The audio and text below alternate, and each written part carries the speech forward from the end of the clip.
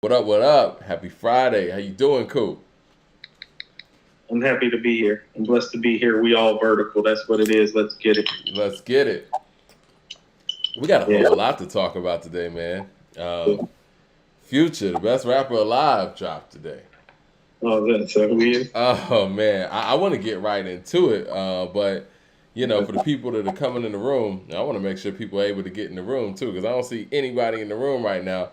Oh, Your notification. Terminator. Oh no, it's Brandon. What up, Brandon? What up, Frank? Okay, people coming in the room now. Terminator 2, you done missed out, sir. Okay, yeah, everybody's coming in the room. I guess everybody got their notifications. Happy Friday. What's up? Thank you. What's up to everybody in there, man? We got a lot to talk about today, and we're not just gonna be talking on some future stuff.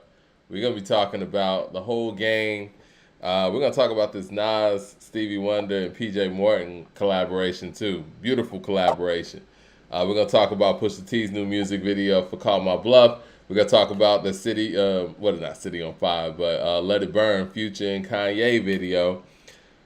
Man, oh, you know what? There was a post that we put out there, and I was gonna surprise you with this one, but people were saying that Magoo from Love to Love You got the worst rap verse ever. So we're gonna go through that too. I want to wait till a lot more people get in the room so we can ask people's opinion on that. But we can go ahead and get it started, man. No, first of all, let me ask you how your day was, man. I'm sorry. Before we dig in. No, my day was blessed and highly favored. Yeah. Love it all. What's shaking? Yeah, the Yeah. urban. The usual, man. Like my motion. Like I want to say this. I think like we all know this is that like life happens for all of us. I know, like, Mike, you've had some things going on with you personally. Yeah. Like, I've had some things going on with me personally. Like, Mike, in the time that we've been doing this podcast, like, familially, we have lost people, and people in our family's health have come into question on both sides. It is very important that you put positive affirmations and notions into the atmosphere, into the environment, and claim the words that you speak. Like, I'm so sick of this woe is me shit. Like, from everybody. Like, I'm sick of it. It's like you woke up, you should be happy to be here, because guess what? Somebody that was here yesterday is not fortunate enough to say that today. And they don't have that chance to turn it around. Right. So let's get it. Shout out to Fantasy731. Says, any thoughts on that new Scissorface album? Oh man, we got to get into that. Blue Collar Hustle, Blueface Hustle. Blue Collar Hustle with the super chat. He says, I was devastated to miss the live on Wednesday. Y'all switched up on the times on us. Don't do the homies like that. Yeah, we were thinking about doing the show earlier, and then we weren't even considering our West Coast fam, and not to mention people overseas, because I know we do have a South African following as well, and no telling what other countries. So, we're just going to keep it consistent at this time, because it seems to work for everybody. And as far as that scissor face, man, we got to get into that. I haven't listened to that. Have you listened to it? What? Hold on. What? Scissor face. Scissor face. When did that drop? I guess that dropped today. No. Yeah, man, it's a lot of great music, man, and I love it. You know what? I want to get to one of the super chats that we didn't get to last. On my list. Gotta add it to the list. Okay, what was the actual super chat? I was looking for it right now. I know it was from Brian, and he was talking about Eminem. Yes, we missed his $10 super chat on Wednesday. Do you have it noted, like what he actually said? Hold on, give me 1 second. Go ahead. Do your thing. Ransom. Oh, Russ and Action Bronson dropped too. I know Action Bronson dropped the full length. I think Russ dropped the EP. Man, we got a lot to cover today, so we may be able to get into some of those things, but I know the top of the show is Future. Y'all still listen to Action Bronson? And I'm not saying that being funny. It's hard for me as a Ghostface fan to listen to Action Bronson. I want to know from the people. Go ahead. He said it was when y'all were talking about Jack Harlow and then Eminem not being king of hip hop. I bought up his verses on 2001 Get Rich or Die Trying and The Blueprint. So he was actually trying to give him some credit for his contributions to those albums and his verses on those albums, which quite frankly is some of his best stuff, if we're just being honest. I think It actually is. You know, I would say Get Rich or Die Trying and the Blueprint verse from Renegade. I think that's Eminem at the peak of his talents, honestly. You know, my favorite Eminem album is The Eminem Show. That's 2002. So the way he was rapping on in 2002 and 2003, I think is some of the peak of his talents.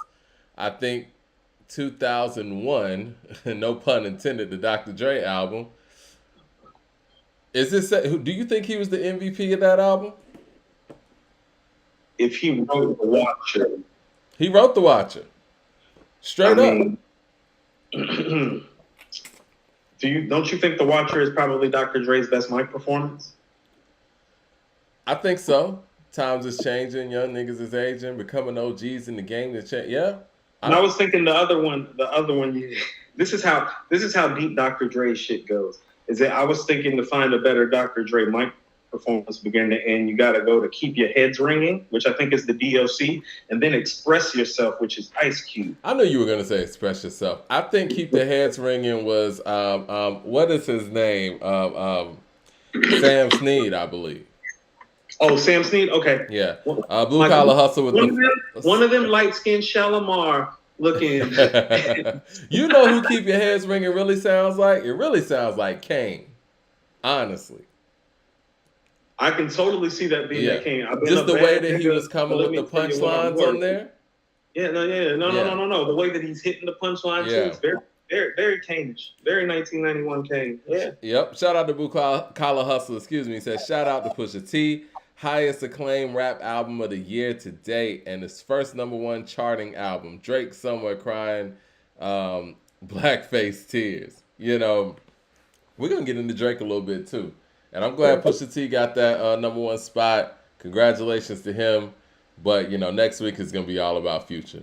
This Future album, man, what were your thoughts on the Future album? We're going to get to it track for track.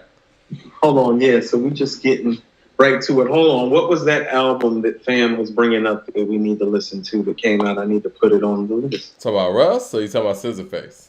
Scissorface. Okay. And Action Bronson, too.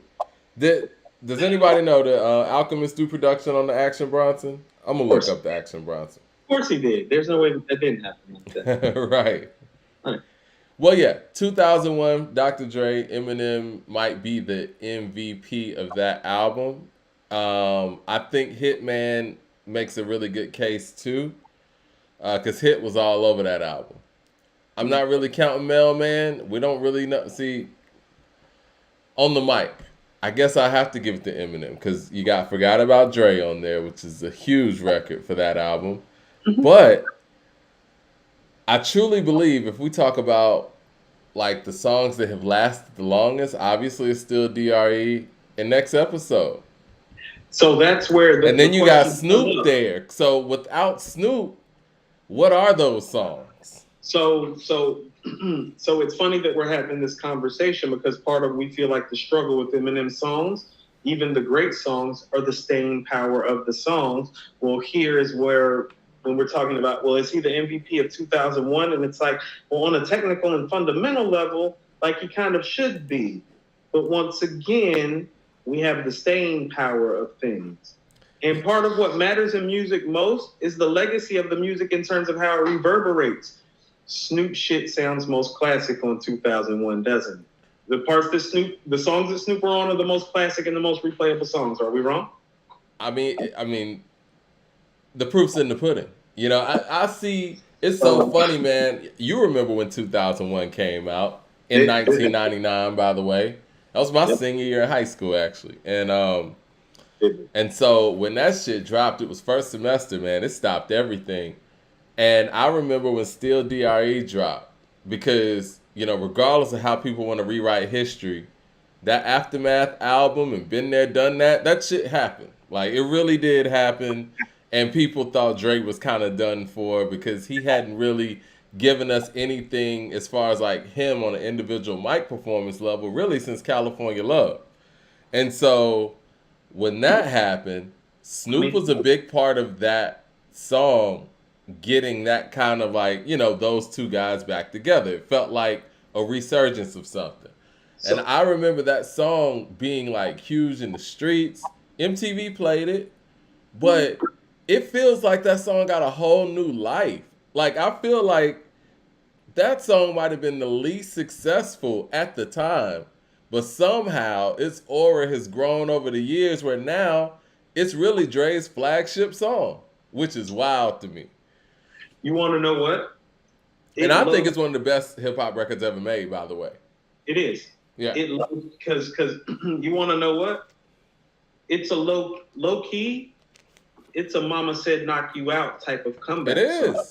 It is. Because I think people forget, and how this is how hip hop has changed so much as well, Mike. That in 1995 and 96, that's like All Eyes on Me, Dog Food territory.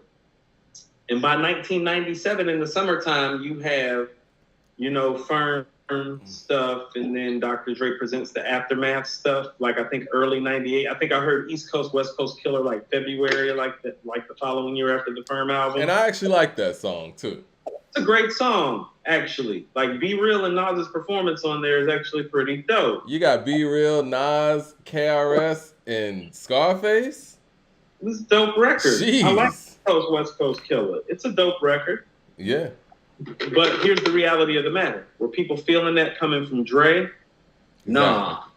And was the album that good? The Aftermath Presents? Did it have some moments? No, it had some moments. Yeah. But was that dope? Nah. Just like the Firm album, it's like, I got some moments, but not there. Well, this is somebody. Well, Mike, let's look at the catalog up into this point of stuff he's executive produced. Well, we have Straight Outta Compton, Niggas for Life. Yeah. Who can do it better? The Chronic. And Style. There's a standard there. Mike, it ain't just no standard. That was Mike. That was the standard. What he did became the standard. And at that point, people thought that we had heard the best of them, and that was it. Right. So people thought it was done because it used to work like a running back career.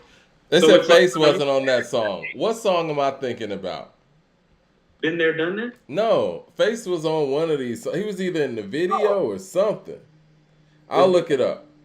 But anyway, okay. No, but yeah, you're right. I mean, it was one of those things where the standard had been set. And then when you come with the Aftermath, it's not like it was a bad project. Same thing with the Firm. It's just underwhelming based on the personnel that was, set.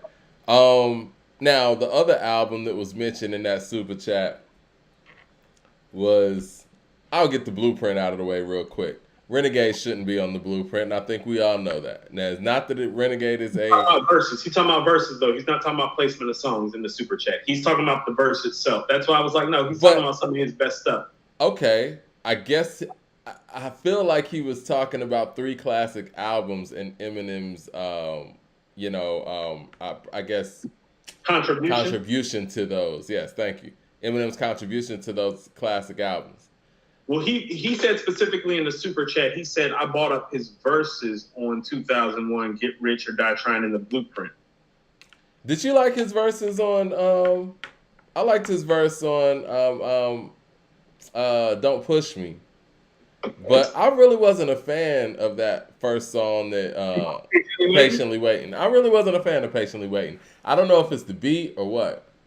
I actually, Mike, for me, his mic performances on Get Rich or Die Trying is very important to his career because I felt like both of those verses that year were verse of the year contenders. Both. And it was on an album where everybody was looking, everybody was listening, and this is fresh off of 8 Mile. Honestly, man, when we talk about... Those were 2 of the 10 to 15 best verses I heard that year, and it came on one album in 50... Yeah. The Eminem that Jack Harlow talks about that, needs his respect and all that, I think that was the rebranding of Eminem from 2002 to 2003. He no longer was the kind of goofball character that was like in 99, 2000, where it was like, the platinum blonde hair and, the T-shirts and, I'm Slim Shady. It wasn't that.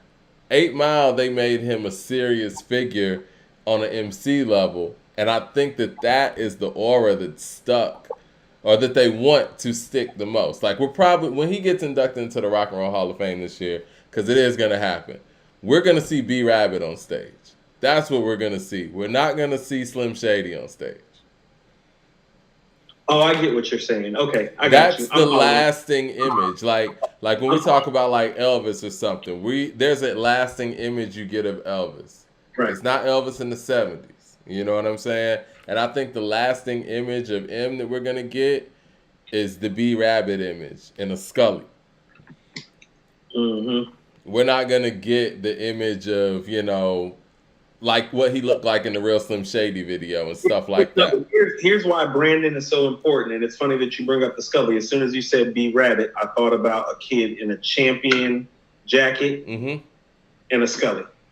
Because even when, remember when they came out with Shady clothing or whatever, it was based on kind of that character. I don't remember that. When did you don't remember that? No, I really don't. I'm not being funny, and I'm glad that I don't remember that. You don't remember that? It was around the time when they had G-Unit clothing and all that. I'm sure y'all in the room remember Shady. Was this around Purple Pills? Was this like Purple Pills D12 time? It was around that time. But okay, I checked out, Mike. I was outside. I was really outside. The gear was like based on something that B Rabbit would wear. It wasn't based on something that you seen from him on like, you know, the Marshall Mathers LP. But the branding of how they were able to change his image in that way with the movie, I think is genius. And, you know, anybody who watches the show, it was Shady 8 clothing is what it was called. Thanks, Gray 88. But yeah. Like Shady 8 Mile? Shady clothing was trash, says Chris. Glad I was outside. Ooh. Yeah. But yeah. The rebranding that they've done, that they did at that period for Eminem, I think was imperative because I don't think that image of the Marshall Mathers LP Eminem would have lasted nearly this long. And there's longevity in the B Rabbit type of approach. I think that even B Rabbit's character has made people feel like nobody wants to battle Eminem, like it was something, like, you know what I'm saying? Like battling him is going to turn out like something you saw on the big screen or something. Well, I hate to go harp on it even further, but let's go back to the Jack Harlow Rolling Stone interview, and I found this to be very striking. And I think we kind of missed we missed the psychological and also the dichotomy of culture part of the sentiment expressed by Jack Harlow in this when he said, 8 Mile made me want to rap. It's like, exactly. Hold up, a movie about somebody wanting to rap made you want to rap? Exactly. Mike, I guarantee you right now, without even knowing, the moment that made you want to rap, Mike, didn't come from a movie. It came from a song or an album. Of course. Outkast. Honestly, man, Method Man on Shadowboxing made There me we go. That's what I'm talking about. You heard something. Yeah. Think about it. He saw something that made him want to rap. Yeah. That's different. I mean, I like rap music before then, obviously, but when Method was putting down them verses on Shadowboxing, I'm like, man, I gotta do whatever this guy's doing, man. I don't know any. No, I felt that way when I heard Nas on "Life's a Bitch and the World Is Yours." I was like, what he's doing. Yeah. That job. I want that job. But what I'm trying to say is that that's like somebody who's, you know, in the era slightly before us being like, well, Tougher Than Leather made me want to rap, not Run's House. That doesn't make sense. Run's House made you want to rap, not Tougher Than Leather, the movie. The movie didn't make you want to rap. Run's House made you want to rap. Right. I mean, you hear everybody talk about, you know, when Run DMC came through, and what's the song I'm thinking about? What made you want to rap? King of Rock. King of Rock, yeah. But it was before Sucker that. MCs? Sucker MCs. They said when they heard that shit, like everything changed. Yes, it's one of those moments. It's one of those moments like Eric B is president. When that shit dropped, everything changed.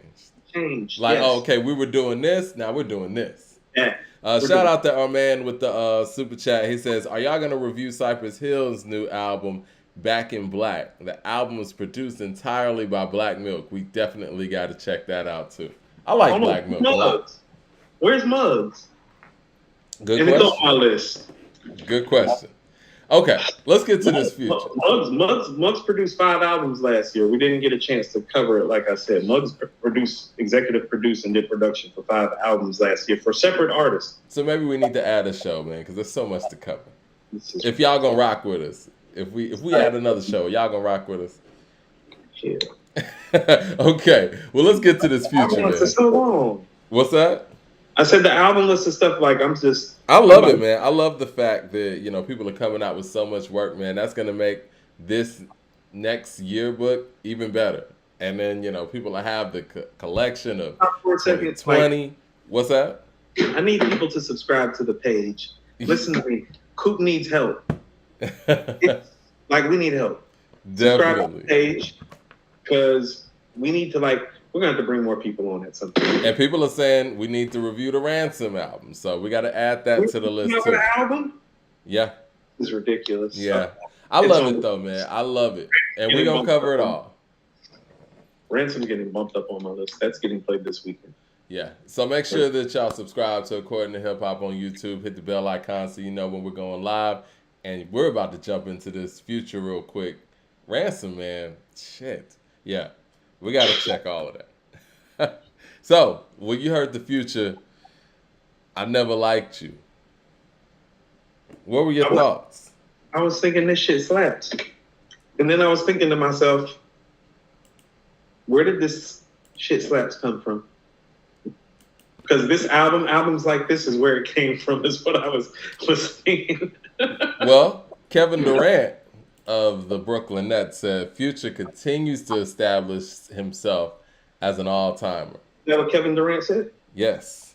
Oh, that's so cute. That's a compliment from Kevin Durant needs to do is stop critiquing hip-hop albums and maybe start critiquing and leading his own team, and stop letting some nigga who's only made the All-NBA team one time in 11 years and doesn't like to play basketball on a regular basis. I'm a Duke fan, and I'm saying this. He doesn't like to play basketball on a regular basis, but he's running a whole organization, running an organization into the ground. He's running you out of the top 10, 15 players of all time. That's what Kevin Durant needs to stop doing, is stop talking about Stove and stop talking about Future and get Kyrie black ass out of town expeditiously. I think KD wants to talk about hip hop. He needs to trade Kyrie for Russell Westbrook right now. That's how serious it is. No, that's too drastic. No. That's how serious it is. No. So what you want Kyrie in LA and Westbrook? I called him Westbrook. That's terrible. Westbrook in Brooklyn. Well, guess what? He can't go to LA because guess what? LeBron don't want Kyrie. Yeah. It's bad when LeBron don't want you. It's bad when LeBron don't want you.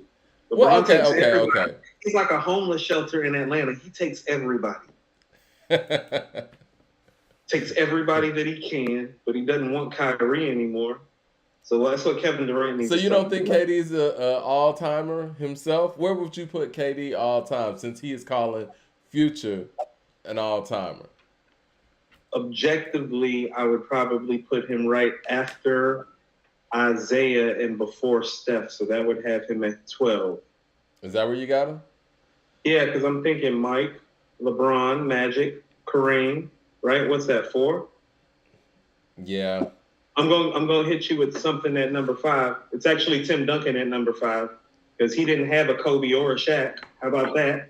Tim Duncan didn't have a Kobe or a Shaq. Tim Duncan number 5. Then you got Shaq, you got Kobe, you got Russell, you got Bird. Where are we at? That should be 9, right? Mm-hmm. Hakeem. And then I would say Isaiah's 2 rings way more than Durant's 2 rings, even though Durant's Did you say Kareem yet? Yeah, I said Kareem at 4. To me, and I've been doing a whole lot of research, and I'm glad that there's a lot of 4K video that seems to be coming out. But Wilt Chamberlain's the greatest basketball player of all time. No, he's not. He is. No, he's not. The next closest person, straight up. No. When the next closest person when you're Shaq size and the next closest person is Bill Russell size and Bill Russell's not as big as LeBron. That's not true. I'll send you the stats. He was playing against mad 7-footers. And honestly, I was watching. Playing against no mad 7-footers. He was. Name him. Name them. I'll Mike. send you all the information, and I'll show you the stats. So you talking about, you don't give me some guy that played like for 3 years, and no, that's not what I'm talking about. He played against Bill Russell, like he played, and he got like, 55 rebounds on Bill Russell in a game. Hold on, if you want to keep it real, his dominating stats came when there was no comp. When he got comp, when guys like Wes Unseld and Kareem, when those dudes started popping up, his numbers weren't the same. He was killing those guys. No, what are we talking about? Those guys. He was killing those guys. Cool. You're off on this one. He wasn't killing those guys. He couldn't even win the MVP over Bill Russell half the time, Mike. Because Bill Russell was on a loaded team and they were winning championships. They were winning championships because Bill Russell played defense and rebounded. He played with 5 Hall of Famers, Coop. Most of those guys wouldn't have been Hall of Famers. He played 4 other Hall of Famers. Of those guys Bill Russell played with, the only guys that are probably Hall of Famers independent of Bill Russell are probably John Havlicek and maybe Sam Jones. Those other guys aren't even Hall of Famers without playing with Bill Russell. So he didn't play with Hall of Famers. Jerry West couldn't win until Wilt came into Hall of Famers, kind of like Magic did with a lot of guys. Like Mad Max says, Tim better than Bird, KD, and not Dr. J. Laughing my ass off. Blue Collar Hustler says, he got 5 rings. Where do you rank? No. Kobe and Shaq were outside, and LeBron was outside too, and so was Wade, and so was KD, and Tim Duncan got 5 rings. We'll have a whole separate show on this Wilt Chamberlain thing too. But were these guys not outside? No. When Wilt Chamberlain was outside, were there guys like KD? It wouldn't matter, Coop. And LeBron outside. Coop. Listen to me. It wouldn't matter. I've been watching these playoff games, and I'm sitting here looking at the footage that I've seen of Wilt Chamberlain, and the fact that Wilt Chamberlain was 7'2", lifting like 500 pounds, and they say he had a 48-inch vertical. And you sit here and look at what this man was doing on the court. If he was on the court with any of these guys, it would have been the same thing. 60% of it, but the people who got all the rings was Boston. They got 11 of them. Now you would have a case if different people were winning. Boston was just loaded. We see that no one man could beat a loaded team, Coop. We see no one man could beat a loaded team. Ask LeBron. What I'm trying to explain to you is that later on, when it was just when things started to become more fair, like we can leave Bill Russell out of this. When things became more fair, competition and ring wise, he did nothing. What do you mean nothing? No. I need you to clarify nothing. Rings, what year are you talking about? Are you talking about winning championships, or are you talking about statistically? Because his stats never suffered. You understand that it took him playing with other all-time great Hall of Famers, as in he didn't win anything. Nothing, and he only won. Nobody won anything. Boston won 11. They were loaded. No one person's gonna beat a whole team. What I'm trying to express to you is, go look at the Hall of Famers he played with. Go look at the Hall of Famers Tim Duncan played with. You explain to me why Tim Duncan got 5 rings and Wilt got 2. Go ahead. I mean, because Tim Duncan had a whole system, and Tim Duncan played for one of the best coaches ever. Come on, man. No, stop this. And I don't want to have a conversation. No. Let's have the conversation. Let's have it. Did anybody from the Spurs comparable to Jerry West or Hal Greer? No. Then why the hell does Wilt Chamberlain? Well, I mean, Hal Greer. Hold on. Shaq and Kobe were outside, and this motherfucker got 5 rings. LeBron was outside; he got 5 rings. Wilt didn't have comp like that. He got 2 What are rings. you talking about? You telling me that all-time that Boston team is not comp like that? You still have to beat a team. Who was Wilt playing with to go up against these 5 Hall of Famers? No. First of all, when he got a team, he won. He won twice. Yeah. And he won with better players than what Tim Duncan won 5 rings with, and Tim Duncan had stiffer competition. No, he didn't. Tim Duncan didn't have stiffer competition. Listen to what I'm saying. So who did the Spurs really beat? Let's be real. Did Wilt Chamberlain deal with somebody like Shaq the way Tim Duncan did?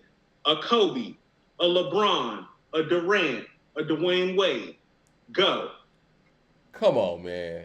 No, because you're mixing up teams now. Because let me break this down. Let's break this down. Because if you want to talk about which one are we talking about? We talking about turf toe Shaq?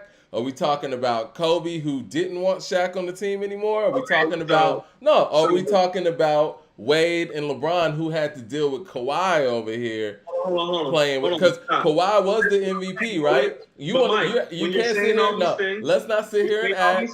Cool. When you're saying all these things, you know what? Cool. Hold on. Cool. Hold on. Let me finish one thing. Go ahead. Let's not sit here and act like Tim Duncan won all the Finals MVPs for the Spurs. That's not the case. 3 out of 5. It's not the case. But let's not sit here and act like he did. He's got more Finals MVPs than Wilt has rings. What you talking about? But again, you're judging this on rings and rings alone? No, I'm judging it on the fact that he was the centerpiece of 5 championship teams. And this is what I'm trying to express. And that organization did a great job. And we just highlighted this. I think in our previous episode, we just highlighted this organization and how everybody was touching the ball. Because everybody was skilled. Right. Yeah. And he was the centerpiece of that. Okay, you could be the centerpiece of it, but if you are a Wilt Chamberlain and you don't have those guys, you don't have Greg Popovich, let's be real. If Kevin Garnett was drafted into the situation that Tim Duncan was drafted into, how successful will his resume look? Hold on, and I've told you this. I think Kevin Garnett actually all around, because of the defensive side, what he's able to do is actually a slightly better player than Tim Duncan. Of course he is. But if we're talking about legacy, and championships matter when we're talking about all-time greatness and legacy, then no, because the reality of the matter is, for greatest Kevin Garnett is individually and skill set as a player, offensive and defensively, is he the centerpiece of 5 championship teams? Tim Duncan is. No, and actually, hold on, Mike, you got to let me finish. I'll let you talk. Because also, too, you bringing up another point about why I have Tim Duncan so high. Well, Kevin Garnett and Allen Iverson were outside, too. Again. And actually, no, let me finish, Mike. He won a ring. I thought you were finished. He won a ring before all of those guys, too. He won before. Yeah. He had David Robinson. He had David Robinson and Greg Popovich, and they had a shortened season, and they beat an 8th seed Knicks. That's what happened. Mike, they didn't have a system down yet. Popovich was a new coach. He came when Tim. Did they need a system to beat the Knicks? They were 8th seed and a shortened season when Jordan had left, just retired. Hey, okay, so I'm just saying. I mean, I'm not discrediting the championship, but let's not act like they was out here busting ass or something. Let's stop for a second and realize, the next 2 rings happened when David Robinson was pretty much gone or became a full-time player, and Kobe and Shaq were in their primes. He got 2 rings when Kobe and Shaq were in their prime. Is that correct? Did he? Yes. Because they won 3 in a row. Is 03 and 05 not Kobe and Shaq's prime? Hold on. They won 3 in a row. Okay. They did. They won 3 in a row. Right. And no. Who won the titles right before and after? Detroit beat them, Coop. But who won the titles right before and after? And who did they beat to get there? You know how hard it is to three-peat, right? So who did they beat to get to those titles? The Spurs. A worn-out Lakers team. No. They just got beaten by Detroit. Detroit cracked them open. Detroit cracked them open. They beat them before. They beat them after. Did they? And he got more rings. Did they? What you know? Okay, the Lakers won in what? 99, 2000, right? Then they won in 2000, 2001 season. Then they won in 2001, 2002 season. And then they were washed. So, yes, they beat a worn-out Lakers. They beat a worn-out Kobe and Shaq, if we want to be 100 about it. They weren't washed. Don't use that excuse because they beat them were washed. Beat them after. I told you Tim Duncan got a ring before all of that anyway. Yeah, in a shortened season against the Knicks. He was still an MVP.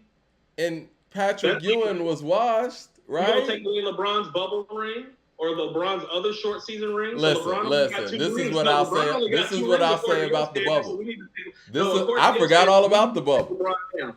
So this is what we'll say about the bubble. If we go in by circumstances in shortened seasons, we need to take LeBron's ring down. I'm just saying, look, title and a short season title. So LeBron got 2 rings. Let's be real.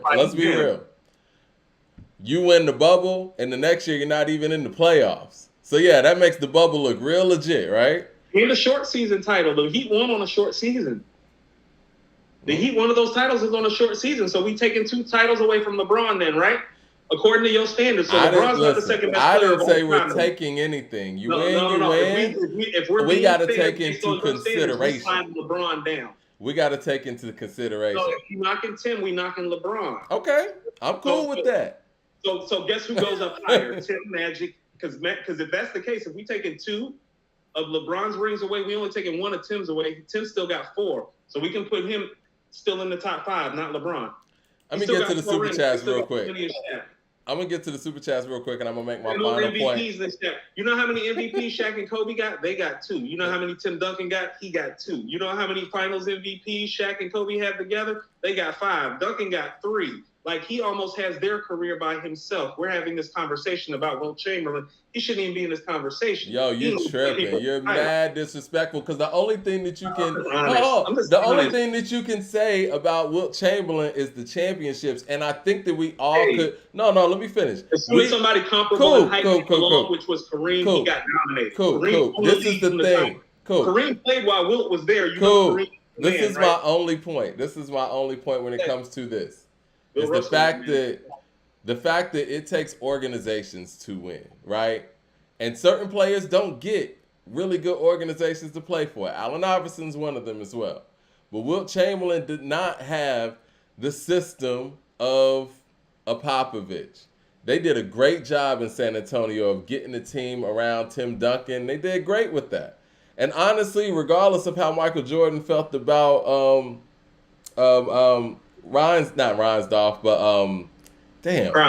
Krause. Regardless of how he felt about Krause did a hell of a job putting that team together.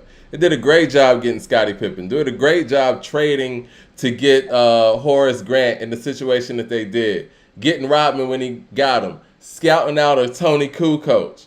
He got a team around Jordan. You know what I'm saying? And honestly, man, let's keep it real, Coop. Nobody was going to beat that Celtics team in those days. They won 11. We had like 8 teams in the league. Wasn't nobody going to beat them? No matter how great you are as an individual. And we seen this with Brooklyn against Boston. No matter how great of an individual you are, you're not going to beat a team. You're not going to beat a team with a system. You're just not. And we seen that even with LeBron in Wade, and when it comes to the Spurs. They were a team. Patty Mills can step up.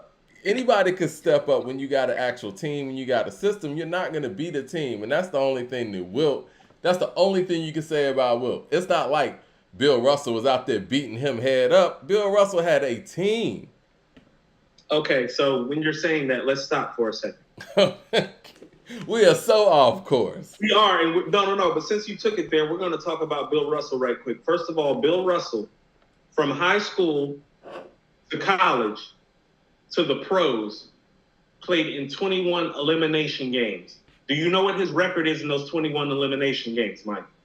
His record is 21. He's 21 for 21. So he is who he is, regardless of the team that you put him on. That's high school. No, that's high school. Wilt Chamberlain. College. No. That's you're right, Mike, because Wilt Chamberlain ain't got to have a flawless game time record like that. He's not out there playing. He averaged 48.5 minutes a game in a season. Real talk. I'll let you talk for a minute. Go ahead.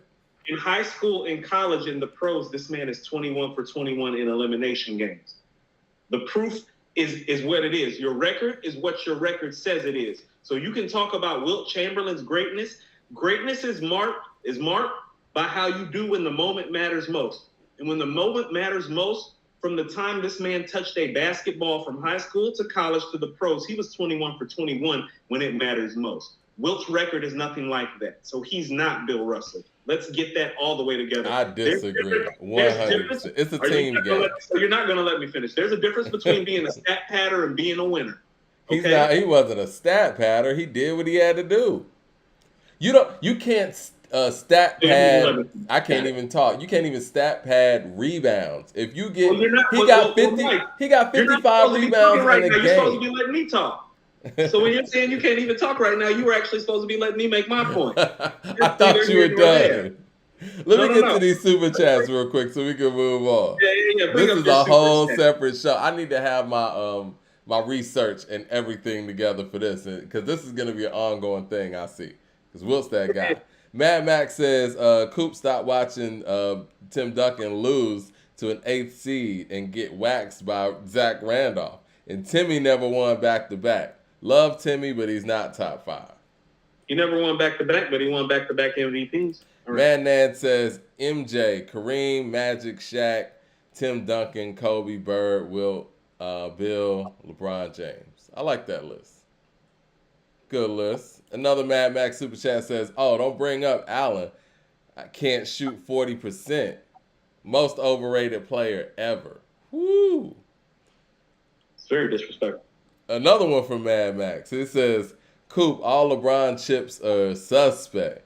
He never won a ring like the winner. Giannis won just stacking the deck. You know what? I'll give LeBron that Golden State championship. That's one of the most amazing comebacks I'd ever seen. And he was outmatched against that 73-9 Golden State team. Still won it. Now, how did we get on this? Yes, we'll have a separate sports show. All I know is that when Wilt Chamberlain is losing to Bill Russell Celtics, he's playing next to Hall of Famers Nate Thurman, Hal Greer. Like, he ain't playing with nobodies and losing. Like, you understand Hal Greer and Nate Thurman. What did he do in these series, since you're looking it up? What did he do? This is what I'm about to say. Hal Greer, Nate Thurman, and Wilt Chamberlain all time are better than every players on that Celtics team except for Bill Russell. Why are they losing? Better than Havlicek? They got 3 of the 4. Yes, better than Havlicek. They got 3 of the 5 best players on the floor. Even if you include Havlicek, they got 3 of the 5 best players on the floor. Why are they losing, Mike, if they got 3 of the 5 best players on the floor? I mean, since you're probably a Basketball Reference. I'm in Wikipedia like a motherfucker right now. Well, let me know. Let me know what they actually did in that series. You want to know what? We about to hold on because it goes 1964-65 season, first division finals loss to the Celtics. Okay, that's year number 6, by the way. Okay, so what did he do in that series? Well, in that game 7, Wilt Chamberlain had 30 points and 32 rebounds. Yeah. Bill Russell had 16 points, 27 rebounds, and 8 assists. Okay. What else can you do? If somebody went out there and got 32 points and 35 rebounds in a finals game today, that would be historic. But that's just another day at the office for Wilt Chamberlain. Guess what? Guess what happened? This is exactly what it says. Listen to this. In the final minute, Chamberlain hit 2 clutch free throws and slam dunked on Russell, bringing Boston's lead down to 110-109 with 5 seconds left. Mm-hmm. Russell botched the inbounds pass, hitting a guy wire over the backboard and giving the ball back to the Sixers. Listen to this. Coach Dolph Shays, who's a Hall of Famer himself, called timeout and decided to run the last play for Hal Greer rather than Chamberlain because he feared the Celtics would intentionally foul him. Well, that was a mistake, unfortunately. No, because you know what? Was a poor free throw shooter like Shaq. He put himself in position. But even with that being said, he had just hit 2 clutch free throws. Didn't you just say that? You just read that, right? They're saying that, Mike, because it's a rarity. You know what his free throw percentages look like, Mike? They look like Shaq's. He can't shoot. Again, he shot him when it mattered. I think that was a mistake. I know he had Hal Greer. He had Nate Thurman. He had some ballers. He didn't win shit. Well, it sounded like he actually saved that game. Let's go to the It's funny, though, because he didn't lose that game. He brought them back. You can't even name most of those guys on those Celtics teams that went to the Hall of Fame outside of Havlicek and Russell and Cousy, can you? They didn't have it like that. You know that. You know what? And if Cousy you pull up, wasn't like that. Coop, if you pull up every game, you're gonna see what you just saw there. What outplayed Bill? Bob Cousy's Bill ass. just had a better team. It is what it is. That's the league. He was busting Bob Cousy's ass. Busting Bob Cousy's ass. Let's get to this Future album, man. Okay. I Never Liked You, Future. I'm that man. Yo, what were some of the standout songs for you? Because there's a few here for me. I got the track list on the screen. I'm sorry. I'm trying to get to the. Hold on. I'm to the point in Wilt's career where he's been traded to the Lakers, but he keeps losing to the Celtics in the finals. Even with Jerry West, he keeps losing to the Celtics in the finals. Whoa. The 2 best players on the court keep losing. Since we're gonna be like that, let's keep it all the way a buck. Jerry West is a legend, but Jerry West lost a lot. So let's not sit here and act like Jerry West was gonna be the savior and get him over the top. He didn't lose a lot. He lost to the Celtics the same way Wilt did. It's funny how the 2 best players in the league are suffering the same affliction even when they get together. No one said no. But that's why they're no one's saying Jerry West is better than Bill Russell. No, neither one of them are better than Wilt's Bill Russell. better than Bill Russell. Russell's teams. They keep losing to Bill Russell's teams. You act like Bill Russell didn't have anybody. You know what? Since you got all that pulled up, go through the whole lineup that Bill Russell has on his team. No. Next to Red Auerbach. Sorry, no. We're bringing up the finals loss to the Knicks. That's when the Knicks actually beat the Celtics because Wilt couldn't do it when he was in Philly, which is why what year was that?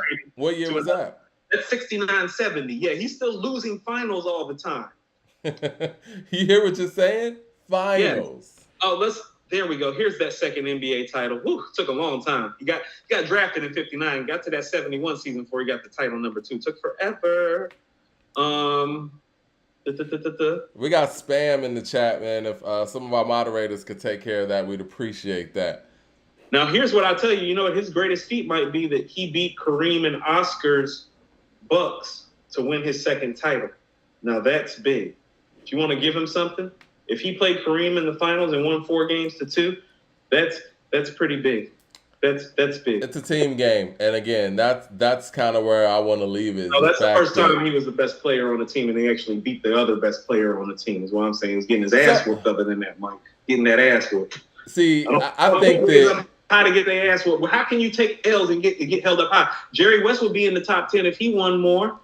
No one's like Wilt, man. No one has the individual stats. Right. Nobody lost like this that was that great. You're right. No one has the individual stats and the physical makeup of a Wilt Chamberlain. I think that when you have those kind of things going for you, championships are circumstantial. He had Billy Cunningham too, Mike. He had ballers. There's a such thing as chemistry too. Like, so, you know. Yeah. But as an individual athlete, he's the best basketball player to ever play the game. Unstoppable. But anyway, let's get to this future album. Can we? Isaiah Thomas almost went to 4 NBA finals. That's why I got him ahead of Durant. 4 straight. If it wasn't for that Bird. Well, hold on. If it's not for Bird steals the ball, he goes to 4 straight See, finals. now, whenever it's convenient for you, you want to count when people go to finals. But when it's Wilt, it's all about when he wins them. You didn't say anything about how many finals that Wilt actually went to. Isaiah's 2-1 and almost went to 4. Okay. If it's not for Bird steals the ball, that was the year before the 2-year title run. They were about to go to the finals that year. Yeah, like he would have went to 4 straight. He's 2-1 in the finals, and if he doesn't get hurt, they're 3-0. Just like if Bill Russell doesn't get hurt, he's 12 out of 13 instead of 11 out of 13. I bet you didn't know about Bill Russell getting hurt in Game 5, which is how one of them rings slipped away. And, you know, which one was that? Yeah. Was that the Knicks? No, that wasn't the Knicks. That was actually the one that the San Francisco Warriors won with Rick Barry. Bill Russell got hurt in Game 5, and they lost Game 6 and Game 7. They were up 3-2. So you do understand that the Celtics had to be super loaded, right? No. I understand as soon as Bill Russell went down, the only time Bill Russell went down, they lost that finals. Every other finals he played in, they won. What does that say about the rest of those guys? I keep telling you, he made those guys. He made those guys, Mike. Outside of Havlicek, he made those guys. You need to go watch the film. The fast break exists because of Bill Russell's block, catch the block, outlet pass, rebound. Let me go ahead and make Michael Sanders a moderator. I'm about to make somebody a moderator so we can get on. Let's get on subject, because we got a lot to cover. Bill Russell's the inventor of the fast break and the outlet pass. I'm gonna make Michael Sanders a moderator real quick. Let's see. All right, boom. Wilt Chamberlain behavior though. You're like Wilt after the game. You don't know how to act. We could go on and on with this, but yeah. At the end of the day, man, line up their individual matchups and you'll see what it is.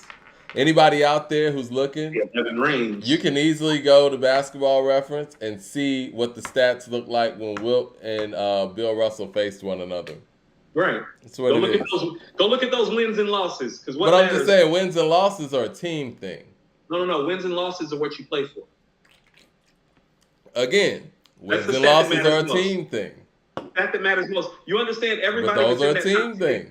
Hold on. How do all those people end up in the top 10 list that we talk about? Because they got rings. They got championship pedigree. And you know what? And this is exactly why guys like Kevin Durant, as talented as he is, would go to a 73-9 team, because your individual play doesn't really matter to some people unless you sit here and jump on a loaded team and get some rings.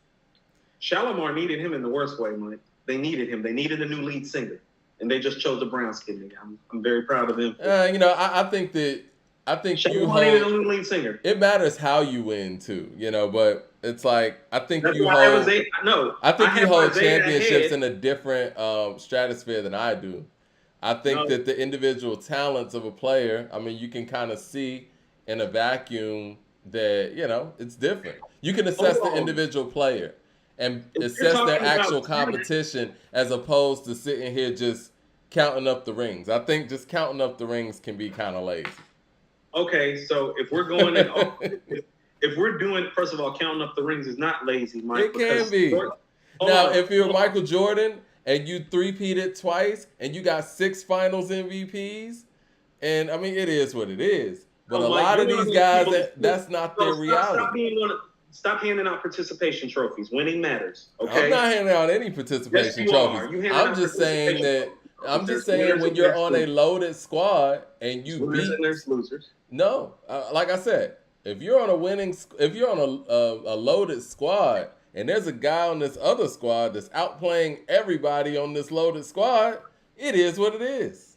That's not what happened. Okay, so there's nobody you can name on any of these teams that outplayed Wilt in any of these matchups. So they're not. It's not. You can't sit there and look at the game and say, "Yo, that person really outplayed Wilt." No. Are you going to let me finish? Everything that you're saying would be great if Wilt was a golfer or a tennis player. He's the one that chose to play a team sport. And so guess what the truly great players do? They learn, i.e. Michael Jordan, how to shine in their own personal greatness and still learn how to win. Magic Johnson, Michael Jordan, Tim Duncan, Bill Russell, everybody greater than him sacrificed what he wouldn't sacrifice to win more. See, he had to get his 30 and 20. That's part of the reason why he lost. He should have been giving the ball to Hal Greer and Billy Cunningham and these guys more. That's part of the problem. They did and they lost. His ego. They did and they lost.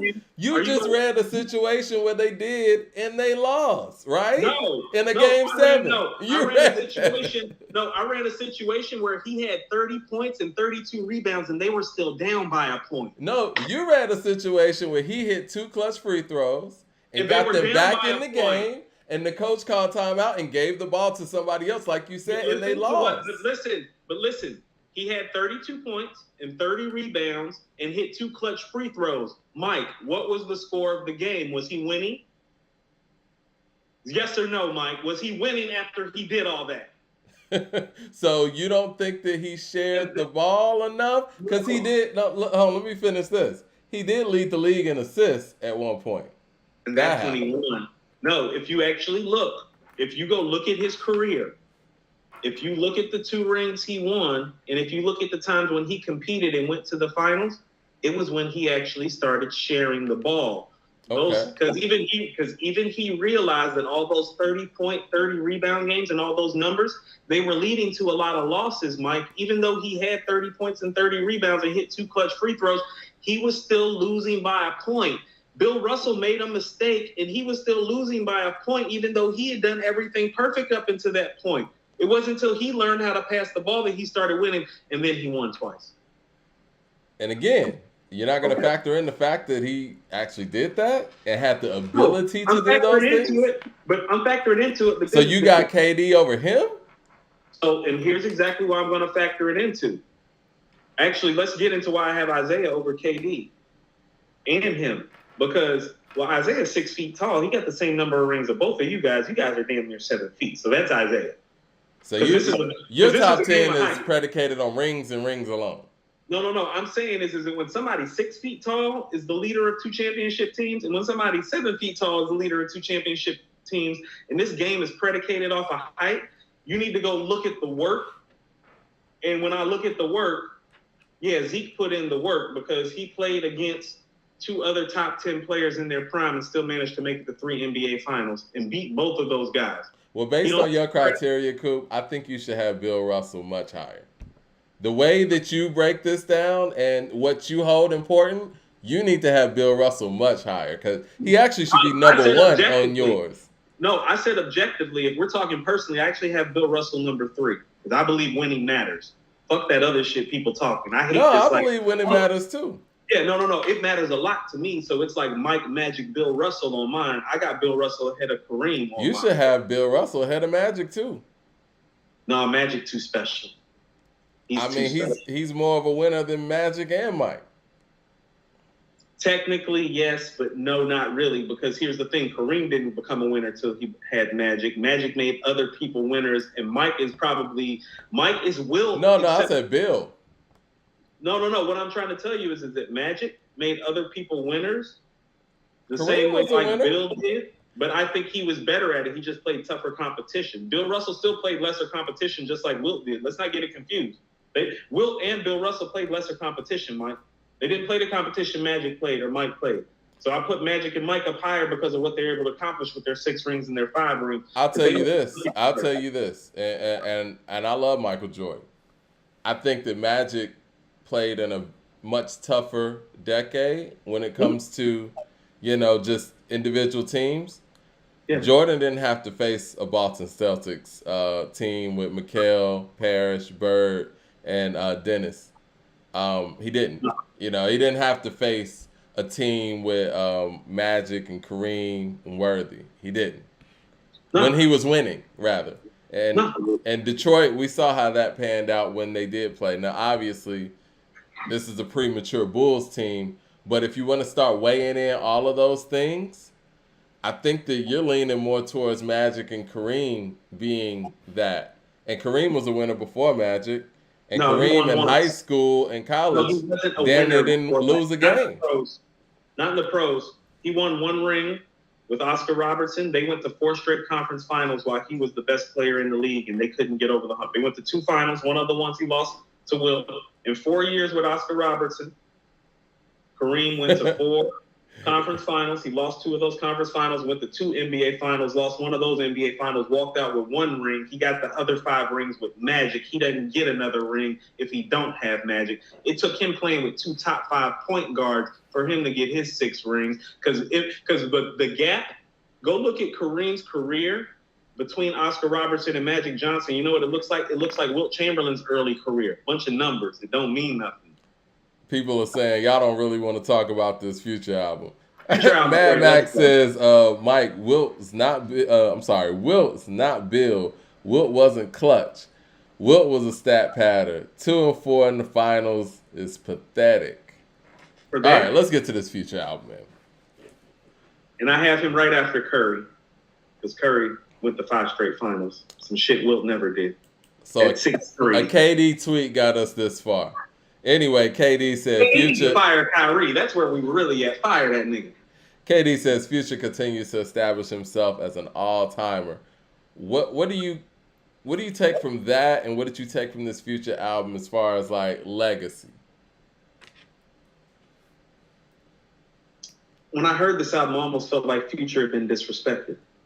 Okay. And like he had heard the disrespect, because doesn't it sound like his most clear and concise album possibly ever, and definitely like I can't think of anything pre-2017 or 16 that's even deserves to be mentioned with this project. He sounds reinvigorated. Like he sounds like somebody that's taken something personal in terms of like his legacy or his era. Like he sounds like somebody's been disrespected that's refocused back in.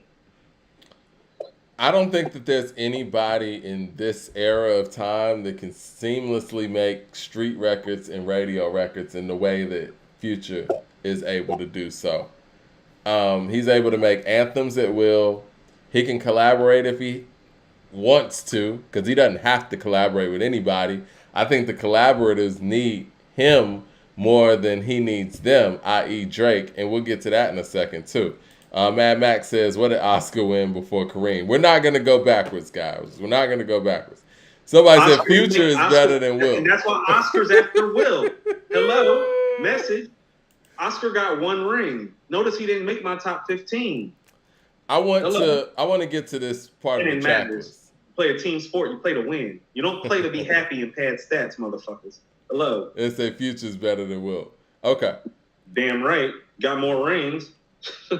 So one thing that I saw interesting on this track list when it got released the other day is Drake is on here twice. Now, pull out my notes here. Yeah. Drake notes are enough to talk about the show. So this is the thing, man. I know people talk about Drake as, whatever of this era, the king of this era. I've heard many people say that. I've heard people say that Drake is the Michael Jackson of this era, or whatever they say. Now, let's take this back. Let's talk about like maybe when Jay-Z was running the game in the early 2000s, late 90s or whatever. You think there's somebody's album that he's going to show up on twice that ain't a Rockefeller artist?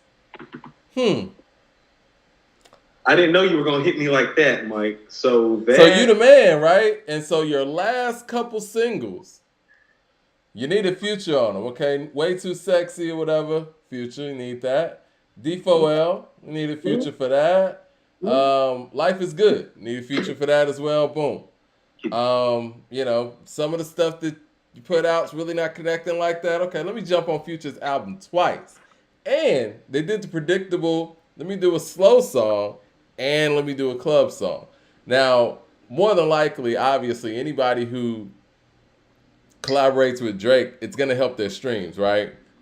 But the benefit Not here this for guy. Drake, Not this guy. the benefit here for Drake is the fact that this album, this Future album, is going to get Drake on the radio and in the club with these two individual songs.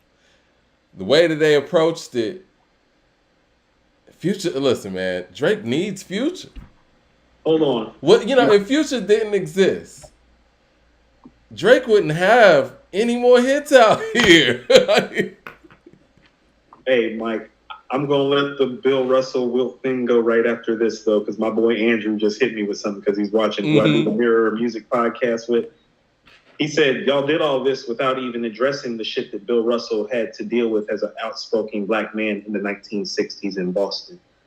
Next, Mike. That's what I'm saying. Like, Bill Russell was dealing with some stuff and winning on top of that, on top of making those white boys he was playing with better.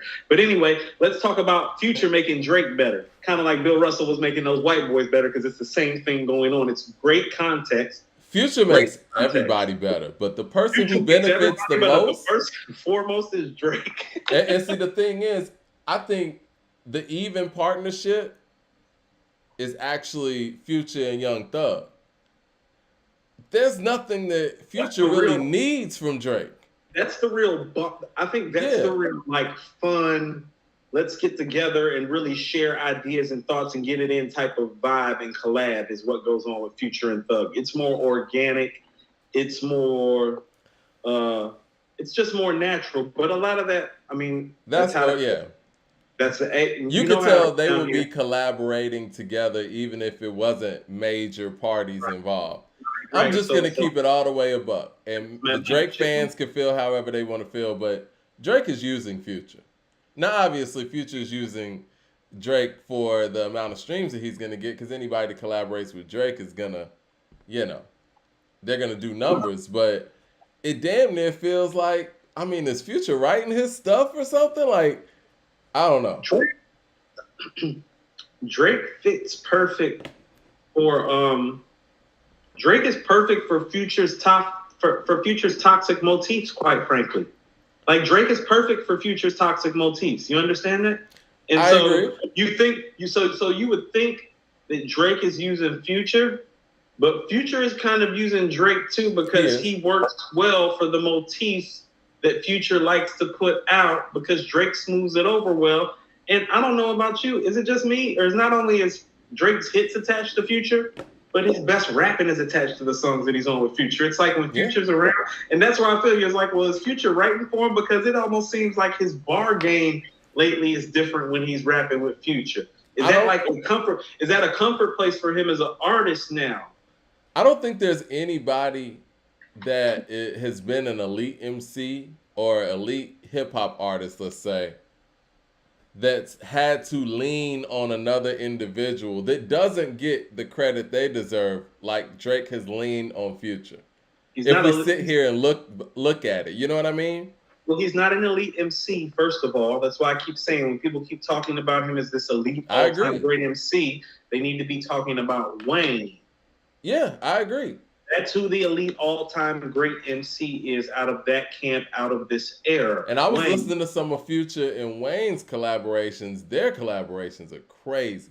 And again, Wayne's collaborations with everybody else is really good. Future's probably one of the best collaborative hip hop artists that there is. I think. You want to know what? I think on that little chart that the viral chart that people were putting out, I put Future as best collaborator. And yeah, he adds to everybody. I will say this about your pick for Future, and here's where your pick is valid. That pick is more of he's the top to bottom pick. And here's what I mean when I say top to bottom pick. I picked somebody at the top, as in, well, I picked the person that steals the most scenes. That's big. You pick the guy that always performs well, no matter who he performs with, whether he steals the scene or not. Even when Future doesn't steal the scene, the record probably still comes off well, and he steals the scene oftentimes, even from people like Drake and Thug and Gunner. And so when you were talking about him in relationship, I think that says a lot about him. It's like he can have the worst verse on the song, the best verse, the most memorable moment, but the song typically when he collabs with somebody is going to be pretty damn good. This album is more evidence to that. And to piggyback off of that, when Drake collaborates with Future on Drake's albums, it's the highlight of Drake's albums. Drake's collaborations with Future on here aren't the highlights of Future's. They're just songs to finish up the project. Exactly. It's just another song when you work with me. But when I work with you, it's the best stuff on your project.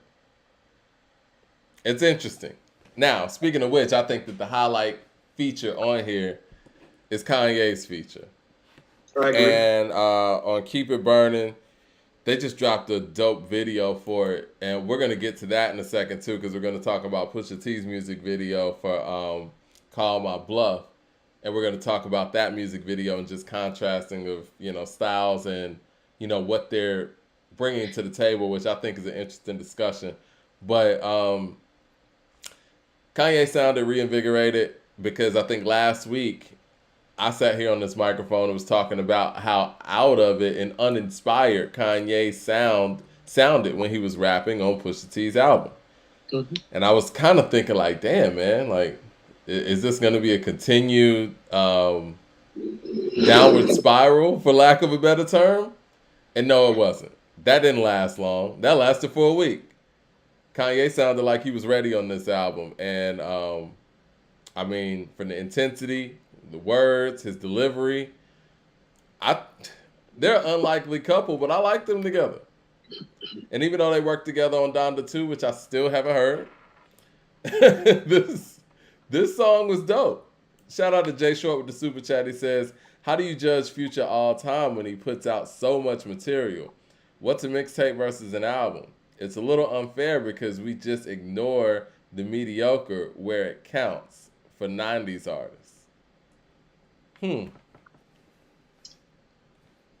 That's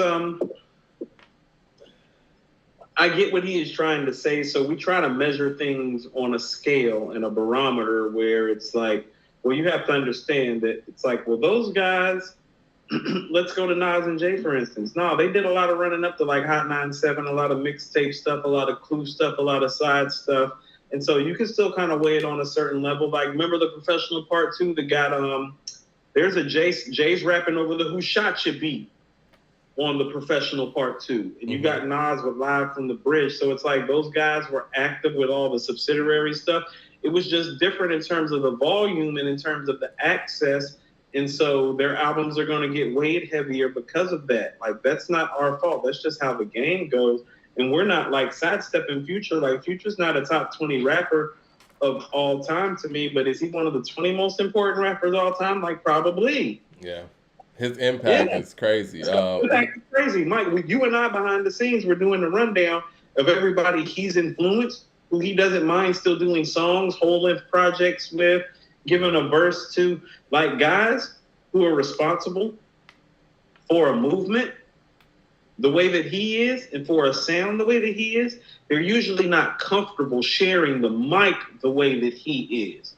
Yeah. It's like with him, he's like, no, he's like, Gunna, yep. Thug. He won't just do a song with you. He'll do a whole project with you. Who want what? Yeah.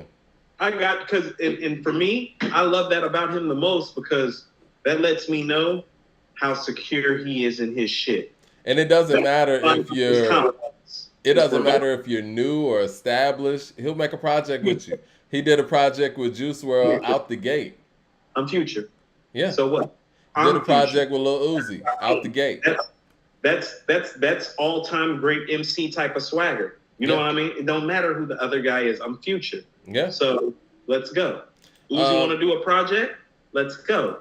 Nas the GOAT asked, what would you say is the best song on this album? I don't know. He has a lot of stuff on here.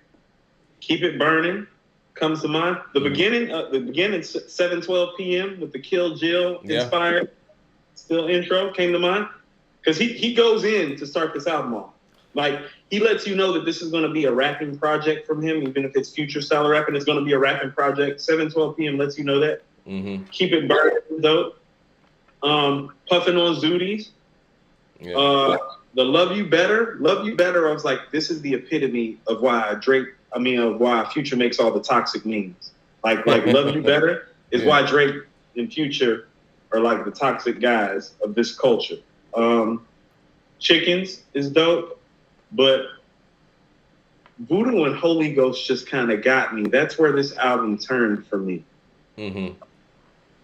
Voodoo and Holy, because when I heard the records, and then I looked at the names of the song, because I was riding, and I was like, what's the name of this record? Because I was listening to Kodak's Hook, and I was like, what's the name of this record? And it said Voodoo, and then it went into Holy Ghost, and he's snapping on Holy Ghost. Holy Ghost might be his best performance on this album on the mic. I was like, and that made me literally pull the album up and look at where I was. I was like, I'm on track 12 and 13. I was like, this shit fire. Nas the GOAT says Future is the greatest trap rapper of all time, in my opinion. He might be. I think the thing that's very tough have a conversation, Mike. I think the thing that's very tough for people to judge Future, and I was thinking about this when we had to listen to this album and actually review it, is just his style of rap is so much different than what we traditionally call rap and MCing. So it's hard to say, okay, Future made the best rap album of the year, because it's like the bars and everything are put in such a different format. It's like, is he rapping? Is he singing? He's not really doing either. He's more of a rapper, I guess, but even with that, he's not rapping in a syncopated pace that we're used to calling it rap. So it makes it very difficult to, judge when it comes to, putting him up next to his peers. But what I will say, and I think I was telling you this offline, I feel like he had more substance on this album than Pusha did last week. And it's like, even with his style of rap and his approach, I feel like he told us more about him than I heard from It's Almost Dry. Can I tell you something that I got away from this album? And it's something that I didn't realize how well that he did it. He's very good at being honest with you in brief, abstract moments. It's just, you have to be ready to deal with what his brief, abstract moment is. And so I'm going to give you the guy who does that greatest, and that's Nas, that brief, abstract moment. So there's a lot of bars like this on this album that I'm about to quote. They're just not at the level, rhyme-wise, that this is. You remember Watch Them Niggas, where he says, I got no game. It's just some bitches understand my story. Yeah. That's how Future raps. That arbitrary abstract bar and thought. Well, Future raps like that with that abstract thought. And it's like the sentiment is actually kind of deep when you think about it. And he does some of that. It's just like, you got to accept what his idea of depth is. Like when he says, I don't drink liquor, I drink lean. It's like, oh, got you. So he does a lot of that, but you have to respect that he does it well. You just can't be expecting that Nas level of depth to it. but the abstract honesty and thought is there.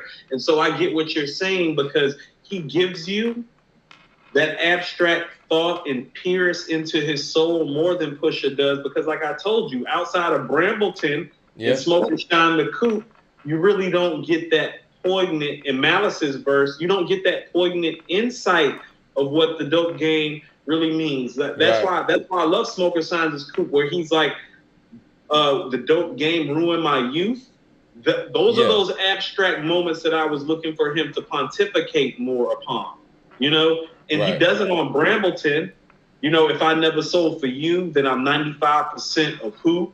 Those, like, that album is missing that outside of the first two records. The rest of the records are just a display of his skill level. Yeah. And vocals and his chops. It's all entertainment at that point. It's all nothing... entertainment after that. It's not depth. It's I'm a dope all-time great MC. It's like, well, duh, I've been saying that on this podcast since I jumped up here. I already knew that. Tell the people something they don't know. Shout out to Blue Collar Hustle with the super chat. He said, "Future album is some mid. You guys weighed Pusha's album harshly for claiming album of the year with Almost Dry, but you're giving Future passes, claiming he's the best rapper alive." I do want to address that best rapper alive thing too. He didn't say he was the best rapper alive. He could never be the best rapper. I'm not even sure if what I just heard was rap. Right. Mad Max says Future is not difficult to judge. He's a great rap artist. He's just not lyrical, and his content isn't profound, but he's fun, and his blues flows melodies. Number one. Let's get into the James Brown thing. No, because he went to blues and melodies, so let's go ahead and do the James Brown thing right now, Mike. Well, you know, I've always said on this podcast that, you know, Future is James Brown of this era, and I'm not saying this in a way, because, first of all, let me say this. James Brown is the most important... James Brown is the most important artist in popular music, period. History. Yeah, history, period. True. So, but what James Brown did was he approached music on a different level in, let's just say, in the R&B soul sector at a time where artists were singing, writing, making melodies, and chorus, verse, formats like that.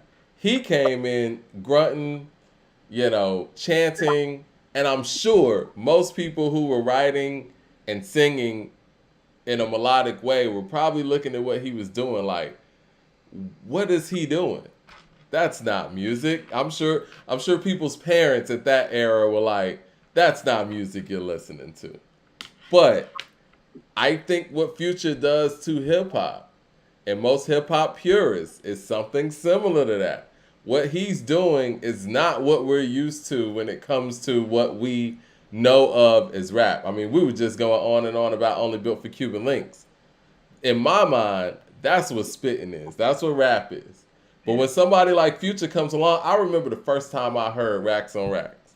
And I heard Future's verse specifically. I was riding down Ashford Dunwoody. And I was like, what the fuck is this? I was like, I can't even understand what he's saying. Sounds like he's rapping underwater. But he kept doing that. And 10 years later, 12 years later, everyone sounds like him. And I think that's where that James Brown component, or if you want to say George Clinton component or whatever, fits in for me. And when he says he's the best rapper alive, I guess it depends on what era you identify rap with. Because for a certain generation that identifies rap with all of his sons and all of the people that he birthed, he is that. Now, if you come from a different school of rap, then yeah, you think that statement is ridiculous. But when we really look into it and look at what he's changed the tone of what rap is to a certain sector, it's not a ridiculous statement. I mean, am I off on that?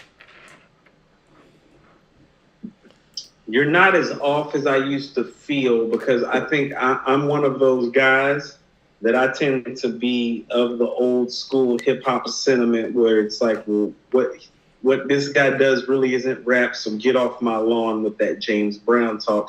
And I've taken issue with you live with it on the show about it. But here's what I would submit to you, and this is for all the people that think that like I can't be moved or pivoted off of a thought or a process. It's not that I can't be pivoted or moved off a process or a thought. It's like, well, give me something to go off of that gives me a reason to pivot. Because when you pick up your pivot on the basketball court, Mike, and you move, you travel. I'm not trying to travel with it. I'm trying to stay with what I know with it, and so I don't pivot too often. But here's what I will tell you. Mm-hmm. Since you've been having this conversation about the whole James Brown thing, I remember the first time I really listened to Future. I have a younger sister who's 15 years younger than me. She's my youngest sister. She's 25. She lives in Miami. She was in high school. So this is almost 10 years ago. I think 9 years ago to be exact, because I feel like it was the year she was turning 16. And I think it was Dirty Sprite, Volume 1, Dirty Sprite. Mm-hmm. Sounds about right. I'm picking her up from cheerleading practice at North Cobb. She was the head cheerleader at North Cobb. You know, Coop. And she's like, Coop, listen to this shit. And I'm like, who is it? She's like, it's Future. I'm like, the Tony Montana guy? I'm like, no. I'm not checking up on my aunt's Tony Montana. Like, no. She's like, no, you need to listen to what he got next. Now, when she played it, I was like, this is some trash. Yeah. But that's the get off my lawn, yeah. That's the get off the lawn me that just aesthetically is listening to the first time in my hip hop sentiment that thinks Illmatic is the greatest rap album of all time, and Chuck D saying and Flavor Flav saying fuck him and John Wayne is like one of the 10 most important black moments in history. Like the part of me is coming out when I'm listening to the Future album. But when you sit back objectively and just look at what he's done and how influential it has been to a whole culture and a whole generation. Into a whole generation. We just got finished talking about Suck MCs. Like when Suck MCs dropped. I want you to understand, half the Southern rap that we listen to probably isn't even out right now if Future doesn't drop that mixtape that I don't Not like. even just Southern. Everywhere. Lil Uzi's from Philly. Or outside of Philly.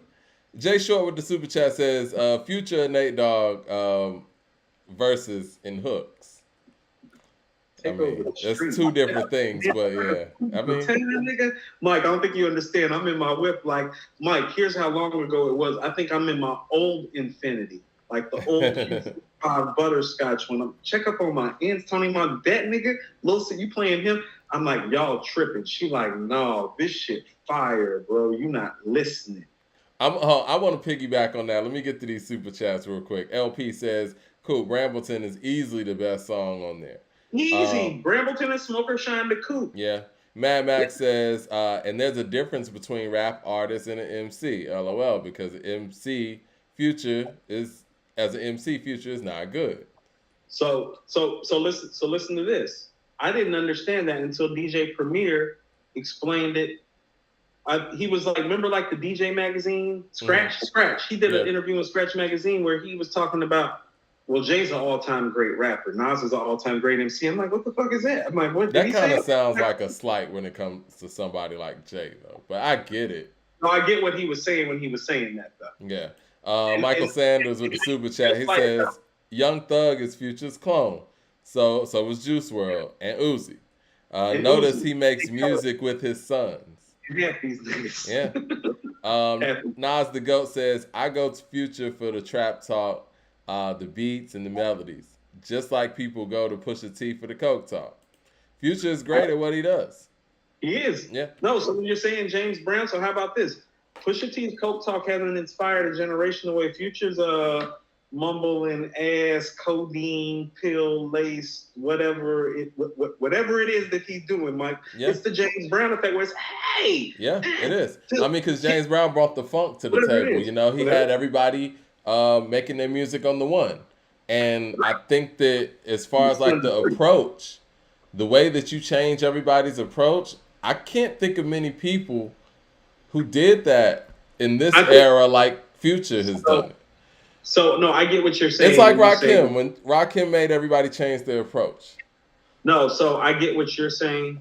So, in respect, and I think we have to scale it back a little bit, Well, Rakim is still responsible rhyme-wise for how the whole East Coast sounds, and partially for how the rest of us sound. Yeah, just definitely. like James Brown is responsible for Michael Jackson and Prince. So Future's impact isn't like that. No. So Future's impact isn't like that, and that's what I'm saying is like, well, James Brown can go to his legacy and be like, well, you see Michael Jackson and Prince, right? Right. Well, Rakim can go like to Nas and to J. Cole and be like, so Future's legacy isn't like that, but I get the comparison that you're making now, because there's really because for what he's done, well, there's really nobody to compare him to except for epic type guys, because only epic type guys have really pulled off what he's pulled off, which is to change the way that people think about some of this rap shit to the point that there's a whole subgenre of it. It's like, I believe, Mike, I don't even believe that there was a such thing as underground before Rakim made Follow the Leader. Because lyrically, nobody had ever pushed the boundary to take it there, to take it underground. Like, he took it outer space, but the outer space thoughts is what really took it underground. That's what I mean, is like, that shit hits different. That's why it's the basis for what lyricism is, because it took everybody everywhere. Like, no, like, can you do this on the mic? And he's done some of that, just not to that level. Well, see, I want to piggyback on your sentiments about, what your sister was telling you back then. Because really, when we talk about hip-hop, even all the way to the core, going all the way back to the early 70s, this is about the kids, man. This is about the youth. And those stories that you hear about when people heard Sucker MCs from Run DMC for the first time, that's the youth that was going crazy over that. The youth was going crazy when Eric B. as Presidents dropped. The youth was going crazy when Public Enemy dropped, Rebel Without a Pause, when Illmatic dropped. So when you're able to change up things and you got the kids telling the older people, like, yo, this is it. This is it. That person is doing something. You've done something. Historic. In retrospect, when I look back, because older people ain't going to get it. Well, no. Well, see, you have to understand. See, that's what I'm saying. It's like, well, that was my little sister in high school. My little sister, a grown-ass woman with her own little condo in Miami working for Amazon, doing HR and shit now. And it's like, I look back at that moment and it's like, oh, this grown-ass woman put me on Future 10 years ago. You feel me? But she was a little cheerleader in high school then, but I wasn't really listening then. It's the kids that's going to put you on to what's next. Put you on to what's next. Because they're in their impressionable stages. Right. And their ear is different. There was no Kodak and Uzi in these motherfuckers 10 years ago when Future did this, but it's like they all exist now. And not only do they exist now, they're large. They were raised on this shit. You know why they're large? This guy that my sister was trying to tell me when I was picking her up from cheerleading practice that day. This guy. I was watching when the Suns won their series. They were talking to Devin Booker. He said he had been watching Chris Paul play since he was 8 years old. That's what this is. You know what I'm saying? Like, this whole generation was raised on Future. Yeah. And so if they want to call him the best rapper alive based on those things, no, I'm not mad at that. How about this? He's more deserving than Drake is. Of course he is. He's more deserving than Drake is. Because Drake has to continuously run to him. LP with the super chat. And Quentin Miller floating around Future. It's Future. Yeah. LP says, Future comes from the Dungeon family tree. He knows how to find the right pocket. Take Future's words off the melodies and the beats still hit. That's another thing that I got from this album. We had this conversation yesterday or 2 days ago, didn't we? I think we were talking about this in the pregame. Yeah, he comes from the Dungeon family. So when it comes to production, and the production is there on this album, and that was one of the things that I noticed too. I'm like, other people get some of these same producers, but when Future gets on it, it's different. It goes. Darnell Lee says Ozarks was bumping Nas in his first episode. Did you see that? I haven't seen the Ozarks yet. I'm going to pull it up. Bro. Okay, well, this is the scene. What were they playing? Oh, they were playing New York State of Mind. So here it is. One of the characters, and I haven't been updated on Ozarks. I'm still like in season 1. But one of the characters, the young lady on there, she's bumping New York State of Mind in her earpod. The blonde? Yeah. Crazy blonde? Yeah. Yeah. And so she runs into Killer Mike. And she's like, yo, I'm a fan of your work, yada, yada. And he's like, appreciate that. And he's like, "So what you listening to?" And she was like, some old stuff or whatever. And then he gets her ear pod, and I forgot what lines from New York State of Mind, but they start deciphering some of the stuff that we've talked about when it comes to Illmatic and Nas's perspective. They were talking about how I don't want to paraphrase it because the words they used were so great, but basically they were talking about the fact that it's sad yet compelling at the same time that he had to, that someone at 20 years old had to live through these things and actually speak to these things. It's kind of crying out. It's therapeutic, but it's genius. It's beautiful, but ugly, if that makes any sense. So, No, and it is. anyway, It's all she those asked things. Killer Mike, what did she ask him? She asked him, do you think that he would take back these experiences? Never. He would. Well, how did she say it? Basically, she asked him, would he trade not having to go through this for having this song? And Killer Mike was like, well, if you have to ask. Right.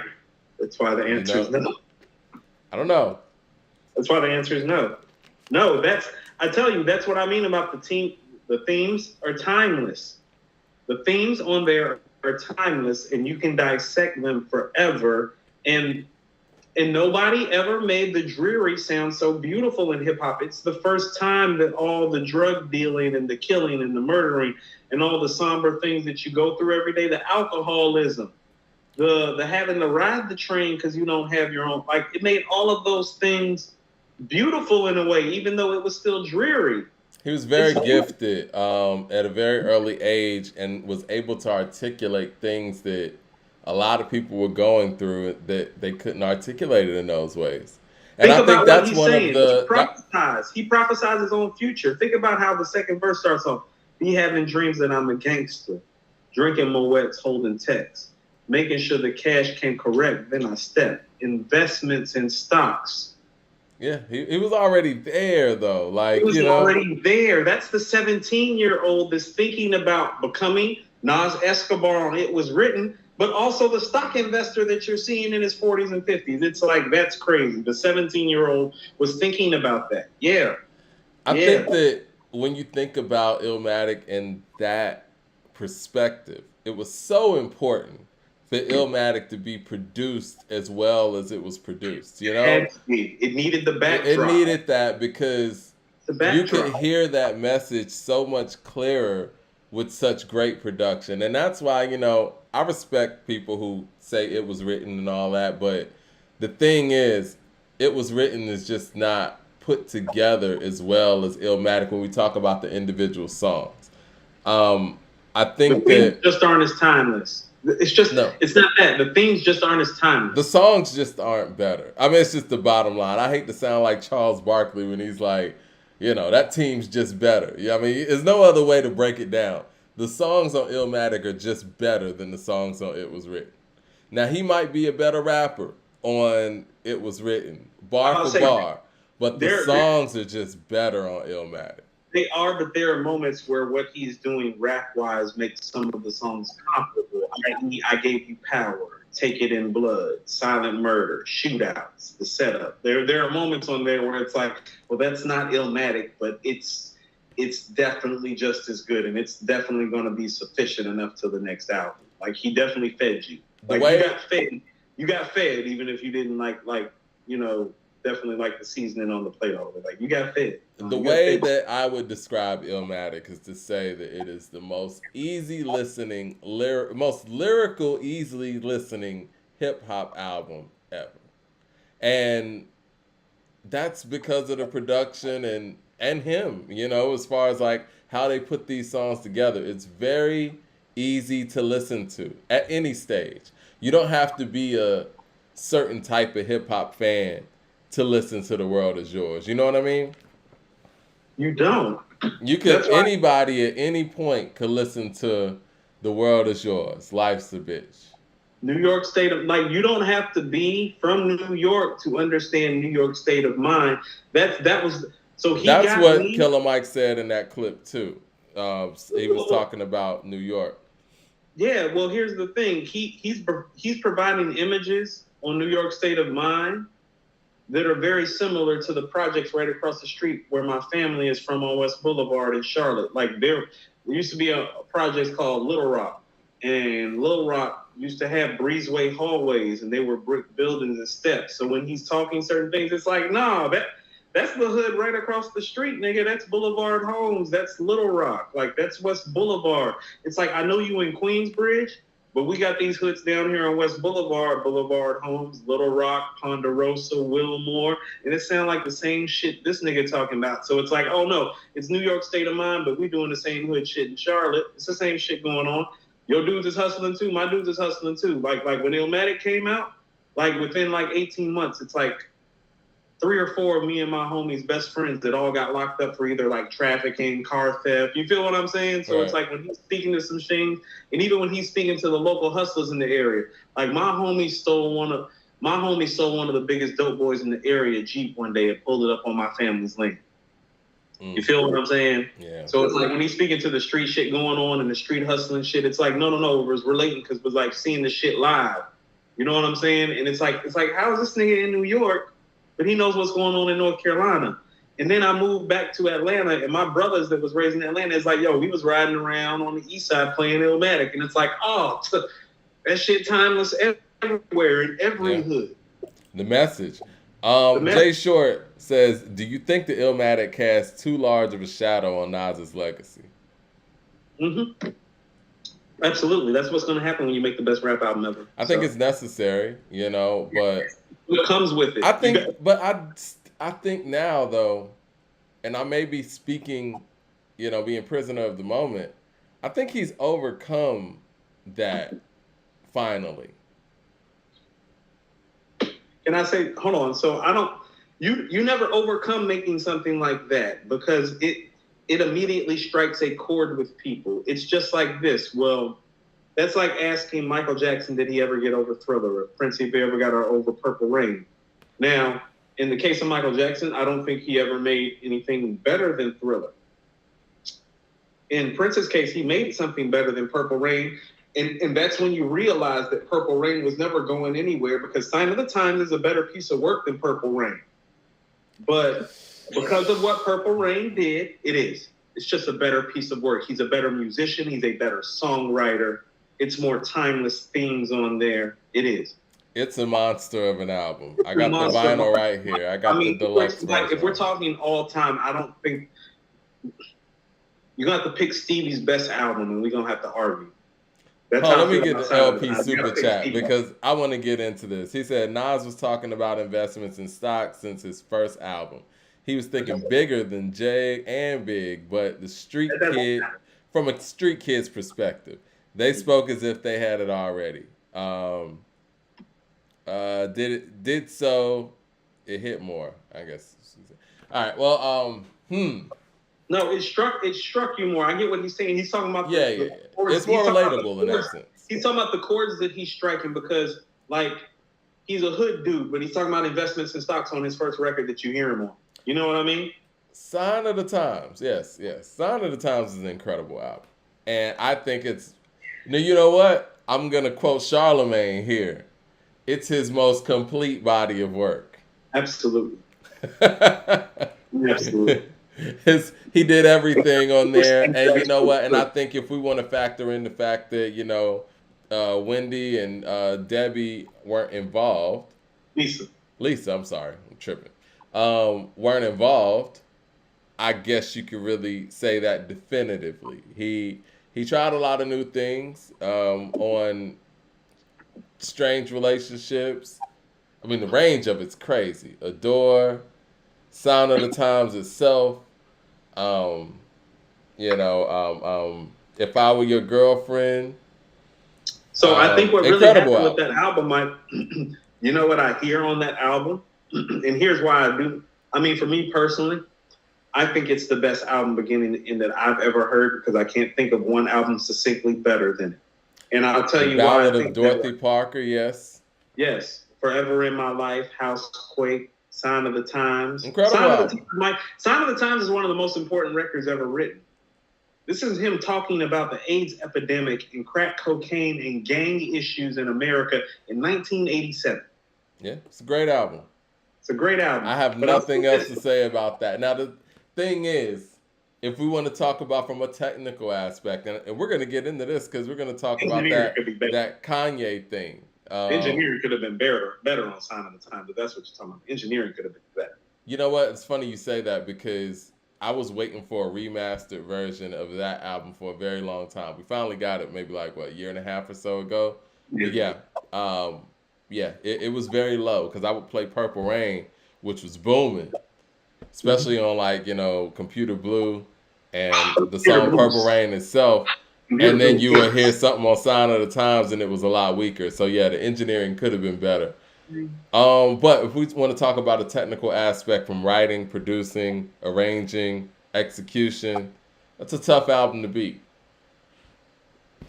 To beat. All jokes aside, and I'm a Michael Jackson guy. If we're talking songwriting, as far as songwriting goes, it's the best songwriting album ever, and you're gonna because nobody's expressing that range, songwriting wise, that he's expressing on that album. But here's what I will tell you. And this is why the album is so special to me. Well, I hear Stevie Wonder and James Brown on that album. And actually, too, I can hear the part of him that's not competing with Michael Jackson anymore. Exactly. I was going to say that. And I think that's important. The part of him that's out of competition. He's like, you want to know it? He's Mike, I'm Prince. We've got this established. I'm just going to go do Prince shit from now on. Because as great as Purple Rain is, I feel like Purple Rain is a direct competition to Thriller. No, I mean, that is a competitive response to Thriller. Anybody that thinks that Purple Rain is not track for track. You got Billie Jean lined up right with Dove's Cry. You got I Will Die For You lined up with Human Nature. No, he's really thinking to himself, I think I'm better at this guy than everything except for dancing, and I'm going to prove it. Yeah. So I'm going to let the music speak. I know that I can play the instruments better. Singing wise, we can have a competition. But I know I'm the better songwriter. So if I put this together the right way, I'm going to show people that I'm just as good as him, if not better.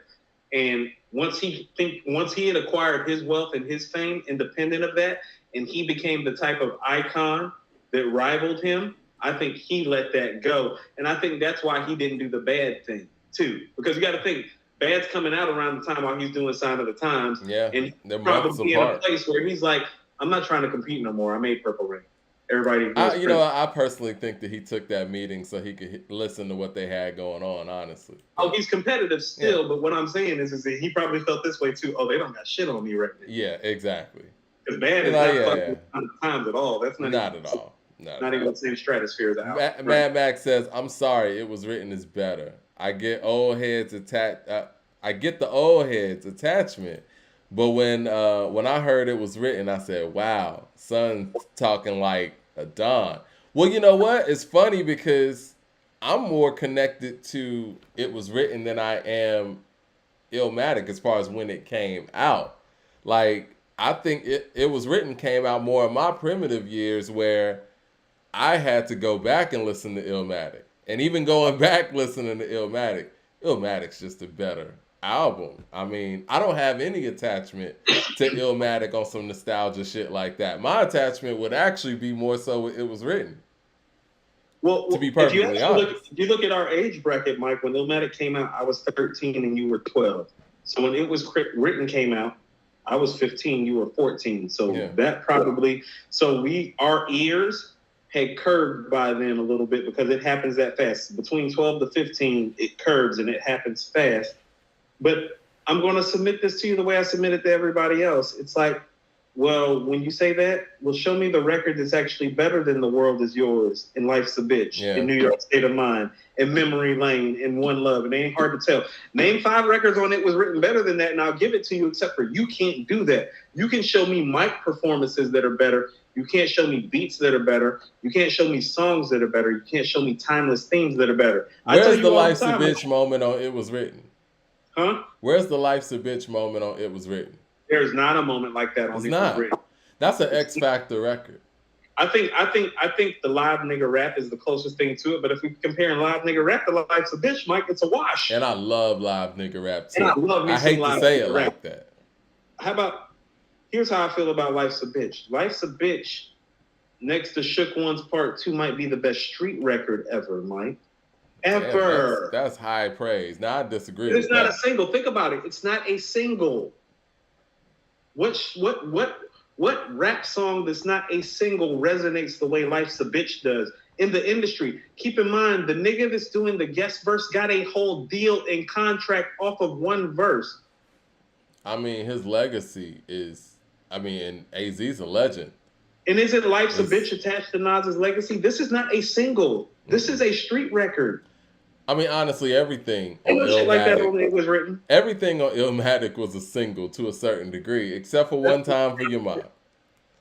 No, you can even do One Time for Your Mind as a single. That's what I'm saying. It's like you can't release Live Nigga Rap as a single. Now, I heard somebody in the chat say that Illmatic is hip-hop's Thriller, and I think that's a pretty decent comparison because when you talk about Thriller being on the main stage and being the biggest album ever, and for me, Thriller's the best album I've heard in the end. It's not better than Purple Rain or Sign of the Times, but it's okay. I mean, but you're a Prince fan. I get that. And those albums, that's fine. Even as a Michael fan, I would welcome that debate because they are definitely Can I ask you something? Hold albums. on. Do you think Thriller is honestly a better piece of work than Sign of the Times? If you feel that way, I'm okay with it. I'm just asking because I've never asked you. Because I know we always have the Thriller Purple Rain conversation. I think Sign of the Times, it's kind of like that life after death thing where it does so many things. The performance. Like if we're talking about, it's kind of really like a life after death versus an Illmatic type of thing. Okay. No, I'm with you. And see, the big songs on Thriller, which is pretty much everything, it's just so massive, man. Like I always talk about Thriller in phases, right? You have the songwriting and production. You have the music side of it. Then you got the visual side of it. Then you got stuff like the choreography that's identified with so many different pieces on that album. Then you got the wardrobe that is identifiable with that album. People still are making rappers. Hold on, people are still making Michael Jackson, Thriller, Zipper references in the 2020s. Yes, they are. I mean, you got the Billie Jean outfit, then you got the Motown 25 thing, right? Then you got the Thriller outfit. Then you got the Beat It outfit. Then you got the Beat It choreography. Then you got the Thriller choreography. Then you got the Billie Jean routine. Then you got the actual music itself. Then you got the videos. It's crazy. It's a whole production. Right. So can we pause for a second? About all those things that you said is why I always thought Purple Rain and Sign of the Times were better. I was like, because if you just keep it to the music. Yeah. I get that. But hold on. But everything that happened with Thriller is more impactful to the culture of music than the things that happened with Purple Rain. Even as big as Purple Rain was. The thing is, you need the music to be strong, to be able to do all the things that Michael was able to do. So obviously that's the foundation of it. But yes, I think Thriller is more about a lot of the other things outside of the music. And that's why I find it really interesting that Stevie Wonder says that, he thinks Prince was a better artist than Michael. But Stevie couldn't see all those things that went on.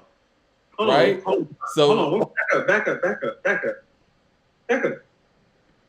Stevie said what?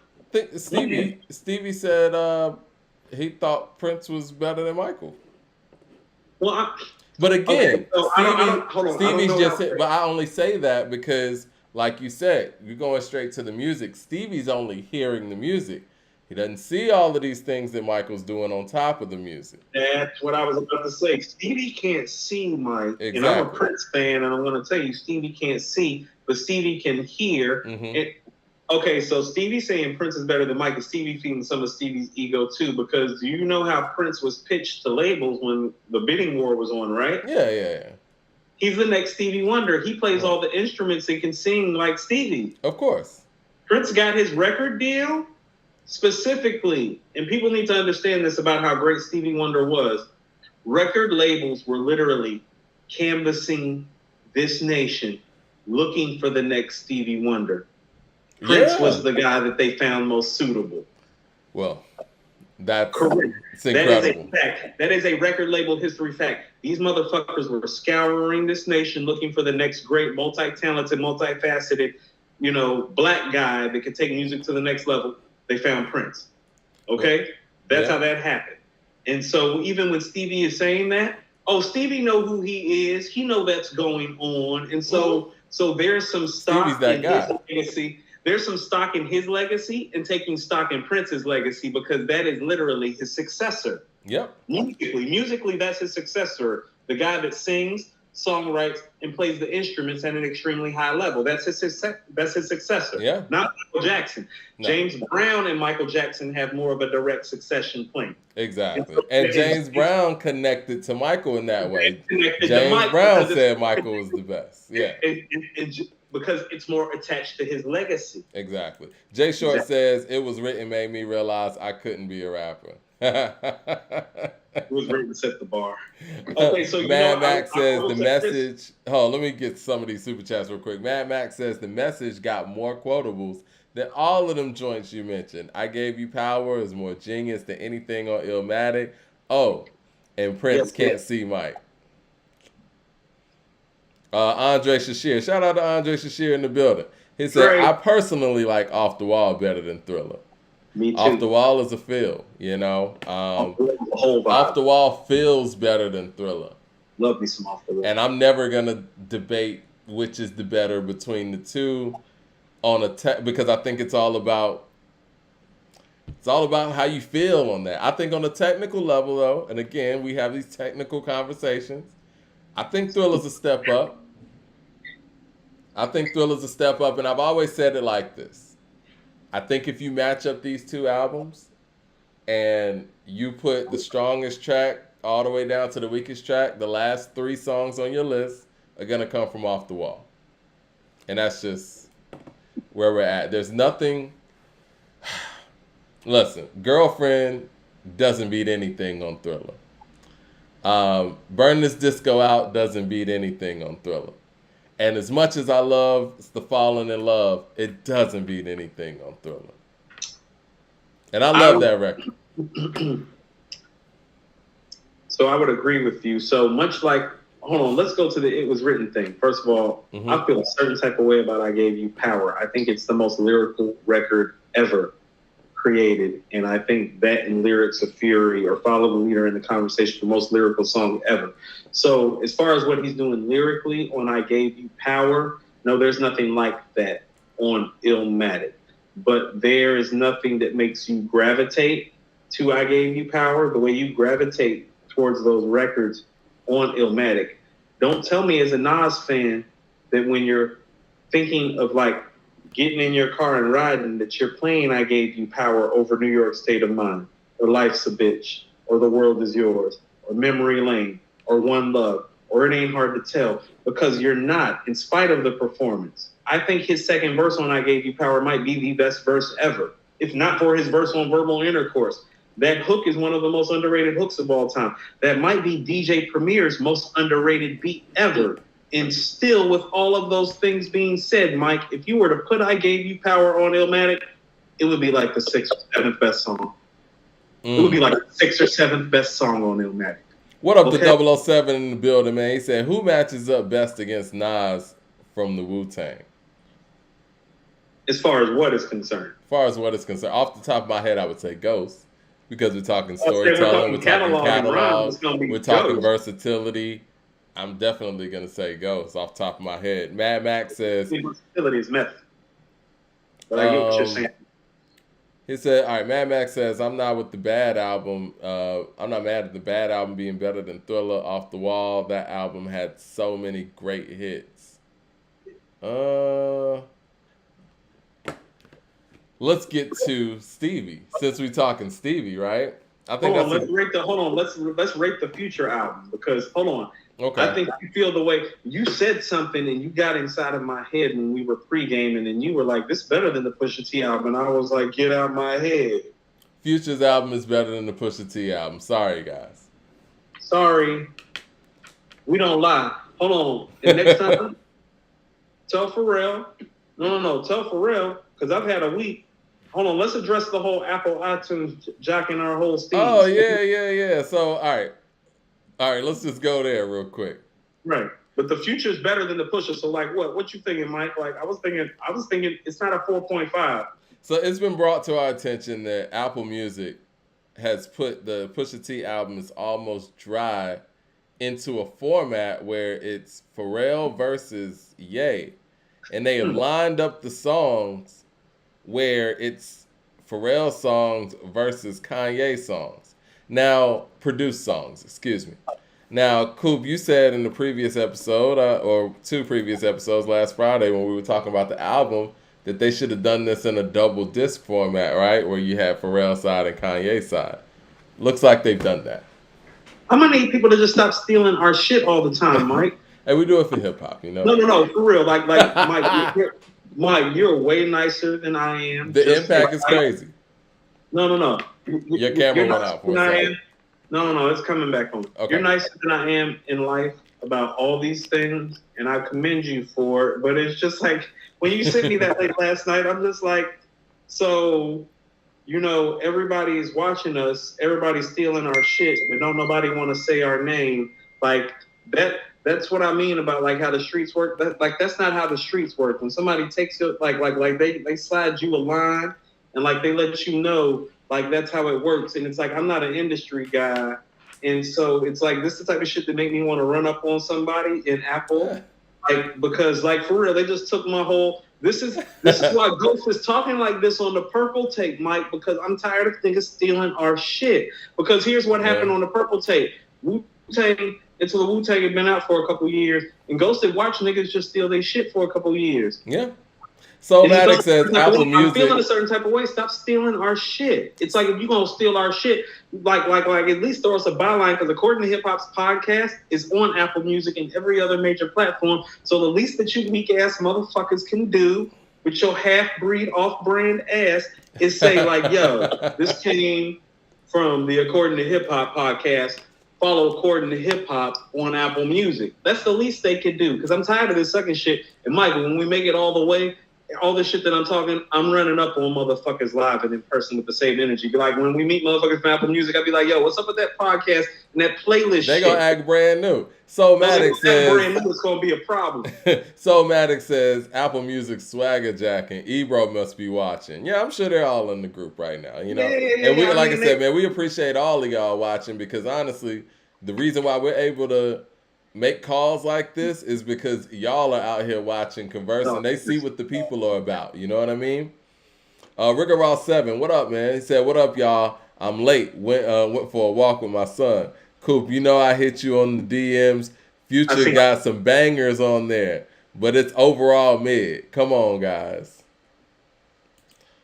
I will tell you this. I think the people that are saying that this is overall mid are looking at it from the perspective, that underground perspective of everybody being outside on the underground level because of what's happened with the pandemic. Here's how I take this Future album, and I'm glad Rigorol said that. And me and Rigorol do be talking on the inbox on Twitter. Follow Coop on Twitter, by the way. And follow According to Hip Hop on Twitter as well. All the time. This is one of those things that let me know that the major label artist was back outside. Like Future's the first major label artist to really go back outside and put a project together that says, I'm back outside for today's audience. And so we need to take that into account too. I think this record sounds totally different pre-pandemic in terms of how he puts it together. That's what I mean about the conciseness of it, Mike. It's 16 tracks. It's not even 50 minutes long. Future, just because of how he likes to rant and rave and draw and his rapping style, all the records are good for 4 minutes. You get what I'm saying? Mm-hmm. And so there is a conciseness to this and an in and out to this that lets me know that he's watching what's going on. And this is an industry album, Mike. This is a great industry album. This is the industry album we've probably been waiting on. This is what I think Pusha T was supposed to be an industry album too, but it wasn't. No, that's why I don't like what Pharrell did, because what you do is you try to put Pusha T in a realm where he has to deal with guys like Future, who really specialize in doing this major label, like release type of sounding album. And it's like, this is why I didn't like what they did with Pusha T's album, because Future's album sounds better because they didn't put Pusha T's album together with Pusha T in mind. How about that? Exactly. How about you put the fucking album together with the artist in mind? You're right. Not your intentions, not your ego, not your gravitas, not these happy ass beats that aren't intense enough for this intense ass rapper to rap over. No, that's real. That's real. LP says, with the super chat, LP says, if you follow hip hop on Twitter, Instagram, YouTube, there's no way you don't come across According to Hip Hop. They see it. We all see it. Right. We outside. Like, look here.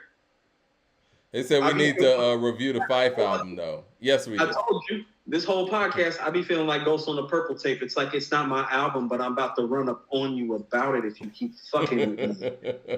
And I'm for real, Mike. Like, Apple Music better stop playing with us and give us some props before I start trashing they trashy ass too and go to Tidal. They're never going to give us props. I mean, unless they try to reach out and give us like a morning show or something. No. Would y'all want us to actually be on Apple Music for a morning show? I mean, they would want us to be watered down. The opportunity is when I'm going to throw the chair at them Styles freestyle in the office. That's what I'm saying. It's just like, don't offer us shit now. That's what I'm saying. I'm not interested in the motherfuckers that's biting off our style, trying to jump on us when we get big and offer us shit. Like, I'm gonna hurt your feelings. I'm gonna hurt your face. Like, I'm not. We'd be like Star and Buck Wild on Hot 97, or like when my man Star, shout out to Star, man, legend, when he got on Everyday Struggle for like a couple months.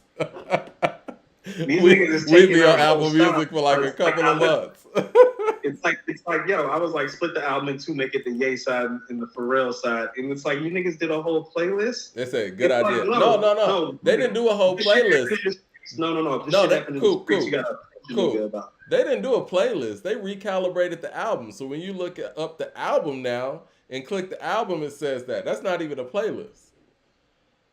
Shout out to DeCarlo with the super chat. He said, people don't listen to Future. That's why they call it mid. But overall, I think it's his best work since Dirty Sprite 2 and 4. It might be his best work beginning to end. Yeah, that shit is fire. On Apple Music about that shit right there, Mike. Fuck Apple. Like I told y'all, I'm outside for real. It's like, do they got Apple offices in Atlanta? Great 88 says Apple Music offer $5 million. Y'all taking it?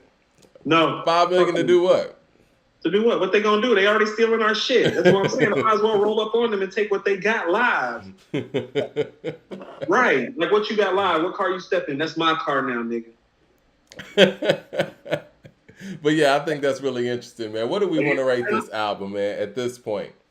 What are you thinking? It's better than the Push. We gave the Push 4.25. It is better than the Push. Does Push need to come down some?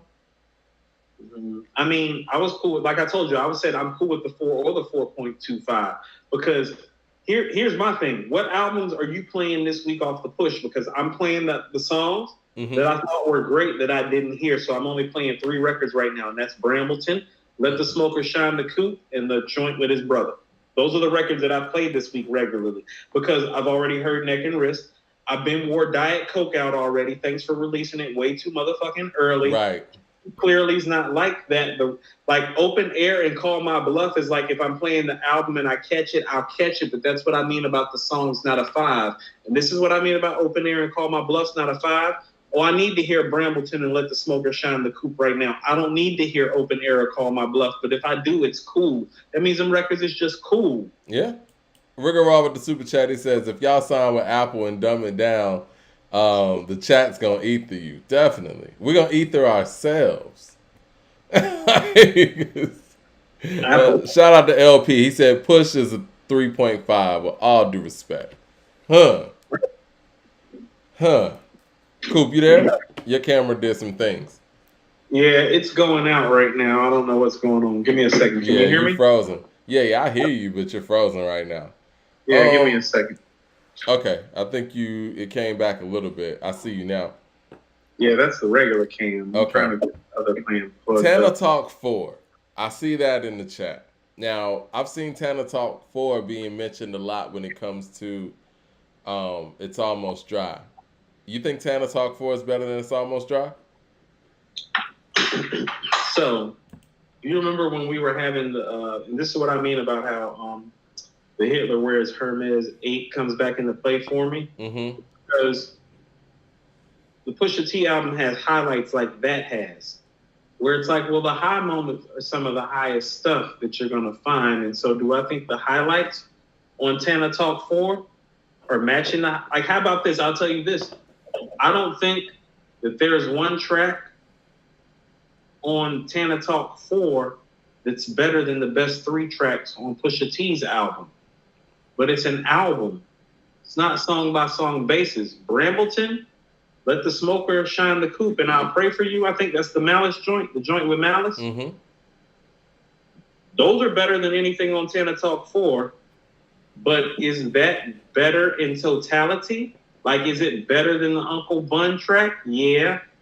Is it resonate from begin to end? Did he think about it? Are his guest appearances as good? Because what I would also tell you is that, well, how great is your album when the main 2 verses getting talked about don't belong to you? And I hate to do that to him because he's my guy. But the main 2 verses being talked about on this album belong to Jay-Z and your brother. Now, how great did you really do? And tell me I'm wrong. No, you're 100% right. I'm going to be honest and objective about who my favorite MC is post Nas's prime. So pretty much this has been my favorite MC post Godson. And I don't appreciate you releasing an album where, quite frankly, people are talking about Jay-Z's verse and your brother's verse, but not your verses. That means you didn't deliver. I think his best verse on the album and what he sounded like the Pusha T I know is Dreaming of the Past, yeah. Dreaming of the Past, right. 007 says, Push For Me got bumped up to a 4.105 out of 5. It didn't stick. It did. That's what I'm saying is like, did he stick the landing? I told you, Let the Smoker Shine the Coop is almost If You Know level. So that means it's classic. Brambleton's the best joint on there, classic. The joint with his brother, I'm not even sure how classic it is. We just haven't heard them together in a while. Because if we start going down clip songs, it's like, is that even a top 15 clip song? No. Jay Short with the super chat says, if you think Apple Music was corny for that, you should be supporting A2HH with more than just likes. Your wallet shows what you believe. We really appreciate that, man. We appreciate all of the love. You know what? Speaking of support with your wallet or whatnot, me and Coop got like this logo that's being worked on for the show, and I think we're gonna put these things on some shirts and coffee cups. Y'all rocking with that? I mean, I'm cool if people rocking with. I'm still rolling up on Apple about this shit, though. Like they stole my whole shit live. Yeah. My money. It's recorded. My first album is on iTunes. The nerve of you motherfuckers. Ryan Gillum with the super chat says, there are 2 albums that y'all need to check out when y'all get a chance. Oh, God. Killian's Blue Water Road and Loot Gold Mouth. Man, it's just so much material out there. Hold on. Didn't you just hit us on Twitter with the gold mouth? I think so. I got that. Damn, I got it. Oh my God. It's on the list. Billy Barr says, yeah, Tana Talks 4 is still album of the year. I agree. DeCarlo says Currency's project is still better than Benny's. Splitting hairs. We're splitting hairs right now. We're splitting hairs for me between Conway, Benny, and Currency's album. Pusha T's album is not as good as those 3. I think Love's album is a little bit better than Pusha T's album too. I think Future's album is a little bit better. I think Pusha's album is better than Gunna's album. I think Pusha's album, not Pusha's album. I think Future's album is gonna have some legs. I hear some potentially big songs on here, especially where he's dropping at the beginning of May, so it's gonna ride through the summer. I hear some summer records on this Future album. Okay, so what do we do about an artist like Pusha T so Hitler Wears Hermes 8, I think, came in 7th or 8th last year. Of the year. Something correct? Like that, yep. Okay, so Pusha T's album doesn't even have as many bangers as Hitler Wears Hermes 8. Like, it doesn't have, think about this, Hitler Wears Hermes 8 had Vogue Cover, Spoons, Westheimer, Bash Money, 99 Ava Rex, Hell on Earth 2. I just gave you 6 tracks. Aren't those 6 tracks almost better than everything on Pusha T's album except for Brambleton and Smoker Shine the Coop? Yeah. That album came in 8th. let me go ahead and pull up the yearbook. Pull up the I'm gonna yearbook. pull up the digital yearbook real quick. I need Give to, it I a need to second. step. Mike, pull up the yearbook. Talk to people about the yearbook. Let me know where Hitler Wears Hermes 8 ranked right quick. We'll get back in 2 seconds. Okay. We got another super chat here. It says, Coop guarantees you like push this album better with time. Give your thoughts after the summer. Jason says, Ransom is album of the year so far to me. Now, you know what, man? We got to check this Ransom. Y'all keep talking about this Ransom. Yeah. Because Ransom's been consistent as hell over the past couple of years. So, yeah.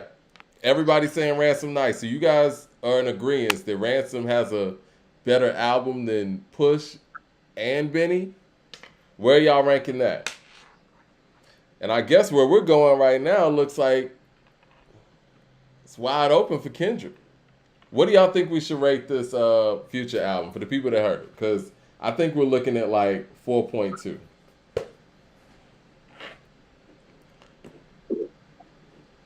No, I don't know if Push is dropping out of the top 10.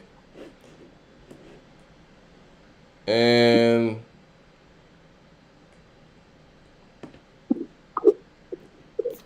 no, I don't think Push is dropping out of the top 10. I'm going to wait for Coop to get back so we can finish this discussion on that. Of course, Future's album has legs. He's a bigger artist. He would do well, even though the album is trash. Ransom and Benny going head up. Okay, y'all giving it a 2.5, 3.5, solid 4. And DeCarlo, you actually like the album. So I'm going to take this 4 in consideration. Because, again, I think there's some home runs on here. I'm cool with the 4 because I think that's what we gave Hitler Wears Hermes 8, and I don't need to sit on it longer. I heard Daytona. I heard Hell Hath No Fury. I heard Lord Willin. I heard Till the Casket Drops. It's not better than any of those albums. Well, you know what? I know I kind of went away for a second. Let me. I'm pulling up the yearbook. Got the digital yearbook here, so we can actually. So well, hold on. It's barely better than My Name Is My Name. If it's not for Brambleton and Smoker Shine the Coop, this isn't even better than My Name Is My Name. I'm not even sure if it's better than that.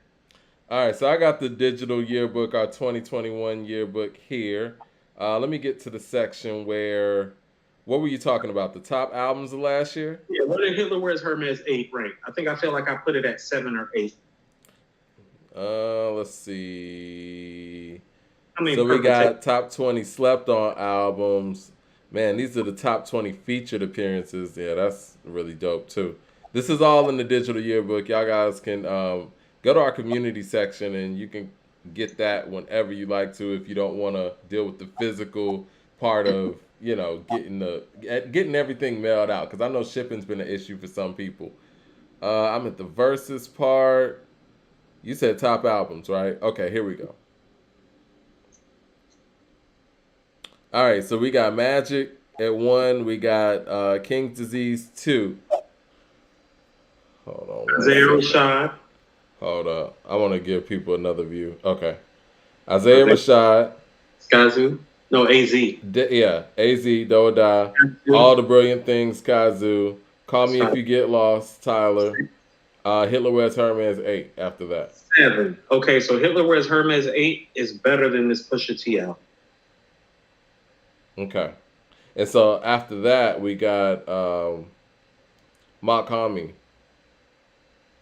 Balanced Child, right? Yeah. And then we got Bodie James with Bo Jackson. Okay, so that's and these are all, these are Bo Jackson is 4.25. Yep. No, so I'm cool with the 4.25. Okay. Yep, I'm cool with the 4.25 if we're being consistent because I have it. I don't think it's as good as Hitler Wears Hermes 8. Put it in the Balanced Child, Bo Jackson area. But this is what I'm trying to tell you. You ain't winning album of the year with that. It's not better than Hitler Wears Hermes 8. Do you think Hold on. After Brambleton and Let the Smoker Shine the Coop, what are the 2 best songs on Hitler Wears Hermes 8? Hold on 1 second. I'm getting our screens back together because that was just on a whim. Okay. Go ahead. Other than Brambleton and Let the Smoker Shine the Coop. What's the best songs on Hitler Wears Hermes 8? What's the 2 best? Brambleton and Let the Smoker Shine the Coop are the 2 best songs. I was going to say Hell on Earth 2, right? Yep. 99 Averex comes to mind. But again, it's a lot, man. Right, It's some heavy ones on there. No. So let's stop right there. So let's just say that Brambleton and Let the Smokers Shine in the Coop. Those two songs. Let's say those two songs are better than Hell on Earth 2 and 99 Avirex. Okay? Listen to what I'm about to say. Is there anything on Pusha T's project that's better than Vogue Cover or Westheimer or Spoons? I don't think so. Spoons is crazy. Spoons is crazy. Bash Money with Wayne. Yeah. Westheimer with Sauce and Boldy and Stove. No. And see, that's what we're gonna have to do when we're rating this stuff. And these are the things that Source Magazine couldn't do back in the day. We can go to our yearbook and we can start matching this stuff up, so we're not speaking out of turn. And I think that having this documented, you need to be happy with that 4.25 before we move into 4. Yeah, and then the people at home, man, if you got the yearbook at home, you can go through the yearbook yourself while we're talking this and be like, wait, guys, y'all gave this. Is this matching up with this? Shout out to DeCarlo out there. He says, Push's album gave me Nasir vibes. Underperformed. I think it underperformed on every level. Not that far of underperformed. I get it, though. I mean, but the effort that was put into it. There really wasn't a lot of effort put into Nasir. I think that the expectations... We wouldn't feel this way had they not ran their damn mouth so much about this Pusha T album. It's almost dry. If they would have shut the fuck up and just dropped out and been like, oh, this is another dope-ass Pusha T project. Because you talk album of the year and you put him, and you talk about you want him being a mixtape rapper, and then you drop him the week before Future, and Future show you what a real major release look like from a real major artist. And Kanye showed up on the Future album in ways that he showed up and showed out with maybe the best song. Right. The best song on the damn album is with Kanye. It's like, I think this confirms that Kanye was not rocking with the way that this Pusha rollout went. Well, that's why I was always cool. That's why I was always cool with Pusha just being Cool G rap, though. You feel me? Yeah, and I think Kanye probably echoes your sentiments. Because they tried to make him something else, and Kanye was like, "I'm not with this." Ain't nobody made this dope shit work except for Jay and Jeezy, man. Stop making it seem like you about to be mainstream doing this shit. Jay and Jeezy, that's what mainstream dope boy rappers. And it wasn't even Jay's dope boy raps that made him mainstream. It was the other stuff. Right, which is why Jeezy didn't stay mainstream too long. That was the next sentiment I was about to say. Yeah. Rigger Raw says, I was riding down 285 and on Lowry with that Future earlier. It's like 6 certified bangers on there. Don't overrate it. I was on Lowry earlier. Just because Future. I was on Lowry today, fam. West End with it. Yeah. Lucchini says, Coop Open Air is a 5. Just so you remember, it's a 5. I'm surprised at you, Coop, especially. Are we going to rate these individual songs? We did. I'm surprised at that beat. I'm talking about on the Future.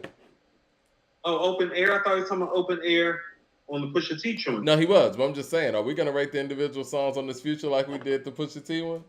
Maybe not this show. Let's give it a little bit more burn. Yeah. Dissecting Future is more of a process than dissecting Pusha. Interesting enough, right? Interesting enough. No. That's one of the brilliant things about Pusha. He's all-time great in the sense is that, okay, so look at our all-time great MCs. No matter what their capability or their skill level is, they have this amazing capability about making you understand them the first time that you hear them. Illmatic, Reasonable Doubt, Scarface on Mr. Scarface is Back. I loved him on that album, actually. Ice Cube on America's Most Wanted. Yep. Ghostface Killer on Iron Man. No, you understand everything that they're saying. Well, you don't understand everything Ghost is saying, but you understand where he's coming from. You understand that he's saying something. Right. Tupac on even on Tupacalypse Now. It's like, no, it's very clear how he's talking and what you understand the greats clearly. Kiss. Every time Kiss spit, no matter how lyrical it is, you understand him clearly. Yeah, hear me clearly. That is part of the mark on it. So Pusha does that extremely well, but that's part of why the Future James Brown thing is so valid. It's the nuance of when a motherfucker just say, hey, and it feel good on the track. It's a feeling. It's a vibe. It's like, I don't know why he did that. It sounds like he's having a heart attack, but it sounds right. I want to dance to it. Think I'm going to dance. Okay, so we're giving Future a 4. Because I want to get to the next topic real quick. Yeah, we to be honest with you, Mike, I think we about to downgrade a lot of motherfuckers. We're going to give Push a 4 and we're going to give Future a 4, even though I think the Future's better. Okay. And what we need to do from here on out, we do need to go back to our yearbooks and, you know, and kind of line things up. Hold on. Do you think that this Push is better than the Bo Jackson? I don't think so. I don't think so. Fake Flowers and all the beginning to end production the Alchemist did. I don't think so. Point. Me neither. 4. I don't think so. Both of these niggas 4. Yeah. Both of these niggas 4. I think Bo Jackson really, you know, looking back at the yearbook and seeing that Bo Jackson was rated what it was, that made me put a lot of this in perspective. All mumble trappers and all just straight up dope boy trappers. Get a grip. 4. Okay. All right. All 4s. Yeah. Did you hear PJ Morton's? You know what? Do we want to go there? You know what? Let's go there, and then we'll talk about Pusha T's music video because we just got through talking about Push. Did you hear PJ Morton, Stevie Wonder, and Nas's record "Be Like Water"? That's a 5. That's a 5. That's a 5 out of 5. Think really highly of the record. I loved it. I didn't know what to expect. They actually delivered. I didn't know what to expect, actually, man, and I was pleasantly surprised. Me too. I think that again, you got the greatest living artist on the planet in Stevie Wonder here, and you got the greatest MC of all time in Nas, and they're coming together with PJ Morton and making a quality song. I loved it. I think it was a moment in time, and I'm glad that, what a time to be alive, man. I'm glad we were here to witness it, and I think it was dope as hell. I think we're super fortunate, and so I'm going to expand the radius on the circumference that you just gave us. Mm-hmm. It's very, very special when somebody, and where I have them, and you probably have them somewhere too, I think Stevie Wonder is probably, in my personal opinion, the 3rd greatest artist that ever lived, maybe 2nd, period, musically. And so when you're dealing with somebody like Stevie Wonder, who, and I don't care what anybody says, if you don't think that Stevie Wonder is one of the 5 to 10 greatest music. 10 is out of line. Or like if Stevie Wonder isn't in your top 10 in terms of musicians and artists all time, and really, Mike, and I'm saying this, when I say 10, I'm talking about the whole radius of the whole entire music culture, but in this black spectrum, top 5, easy. Mm-hmm. Oh yeah.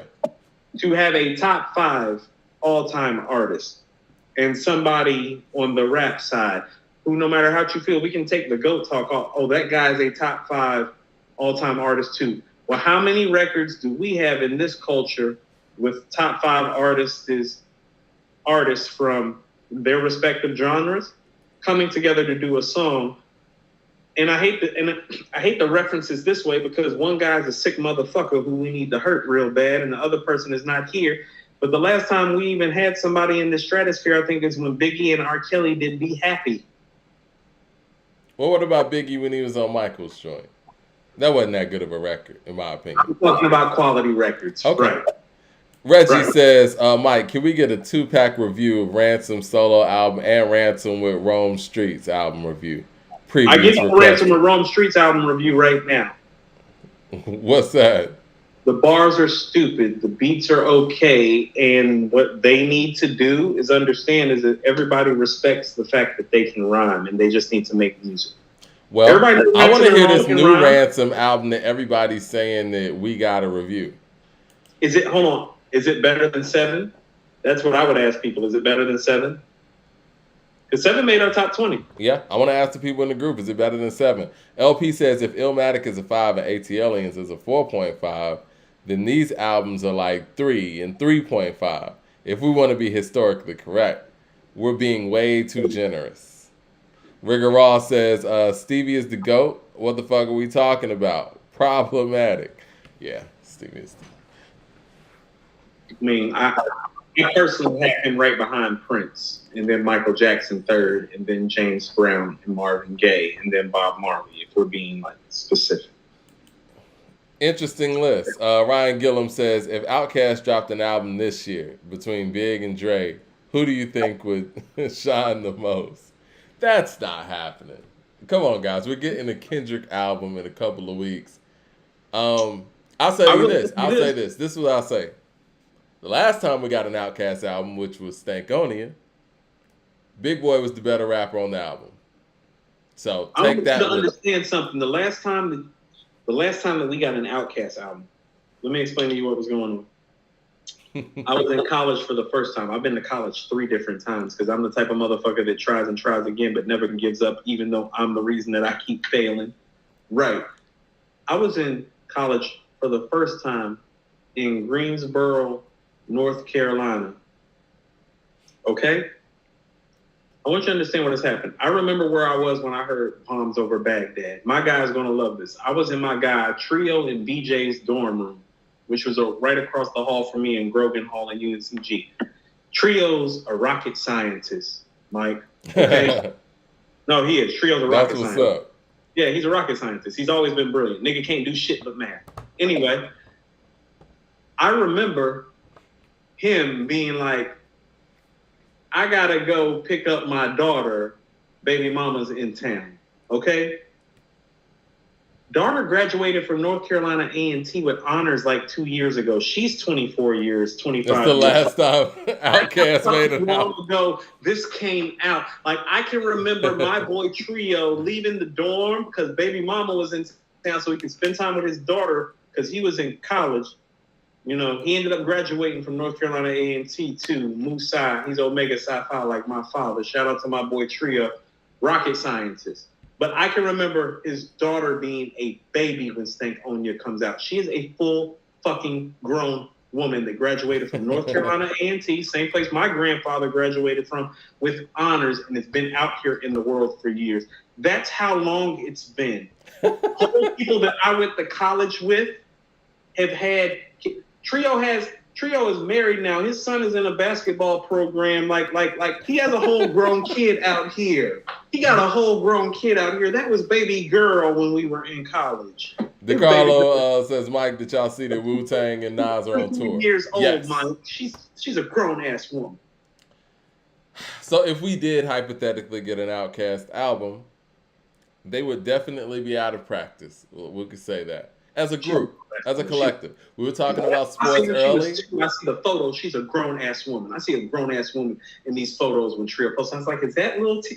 I'm like, this little T that used to walk on the yard at UNCG? That's when Stankonia came out. You know what? I'll take it a step further than that, Coop. I think the last Outkast album that they actually made together was Akumanai. Because Stankonia sounds very separate. They don't sound like they were recording together during Stankonia. It sounds like Humble Mumble sounds like Big Boy came in and did his part after Dre and Erica laid down the song. So Fresh So Clean sounds like Big Boy laid down the song and Dre came in and did his part. There's not many songs on Stankonia that sound like they actually recorded it together. So in my mind, I think the last album that they actually made together where they actually had to deal with chemistry and the incredible chemistry that they did have was Akumanai. And that was even longer ago. That was the beginning of my senior year of high school. Yeah, they're never going to make another album. Hold on, Mike. My daughter is about to start her sophomore year of high school in August. Go ahead and do the math. They're never going to make another album. Math about how long it's been. Had my daughter when I was 25. It's about to be her sophomore year of high school. These niggas ain't made an album together since I was a fucking junior going on senior in high school. Some non-rapping, like Big Boy's one rapping ass nigga. This other guy. Can we stay on the Outkast thing? Because I had an Outkast thought today. I realized today why people love ATLiens so much. It feels good. No, it's their most timeless record. It's not their best. It's their most timeless. Southern Playalistic and Equipment, I have a time date on it, Mike. The ATLiens doesn't have production and sound-wise. You don't know when ATLiens got made, and that's why people swear by it so much.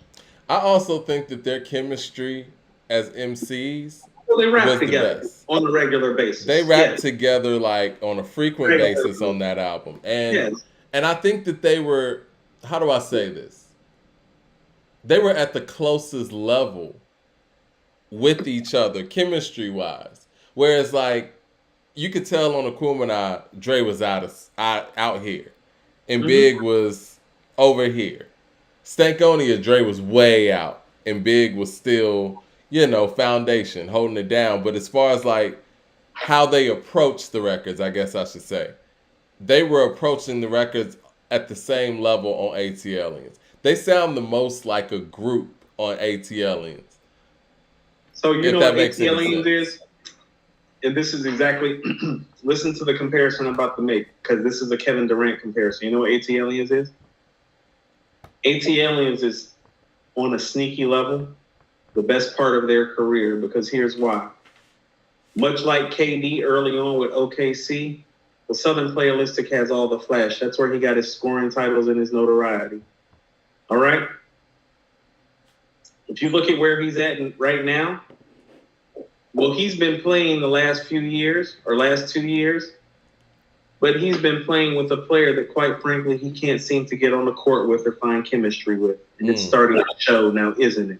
Yeah. Isn't it starting to show how playing basketball with a team over a course of time matters? Because really what happened to them against Boston is that, well, you saw, and listen to what I'm about to say, when KD was on the floor by himself, that team was fine because they knew how to play as a team with just him on the court.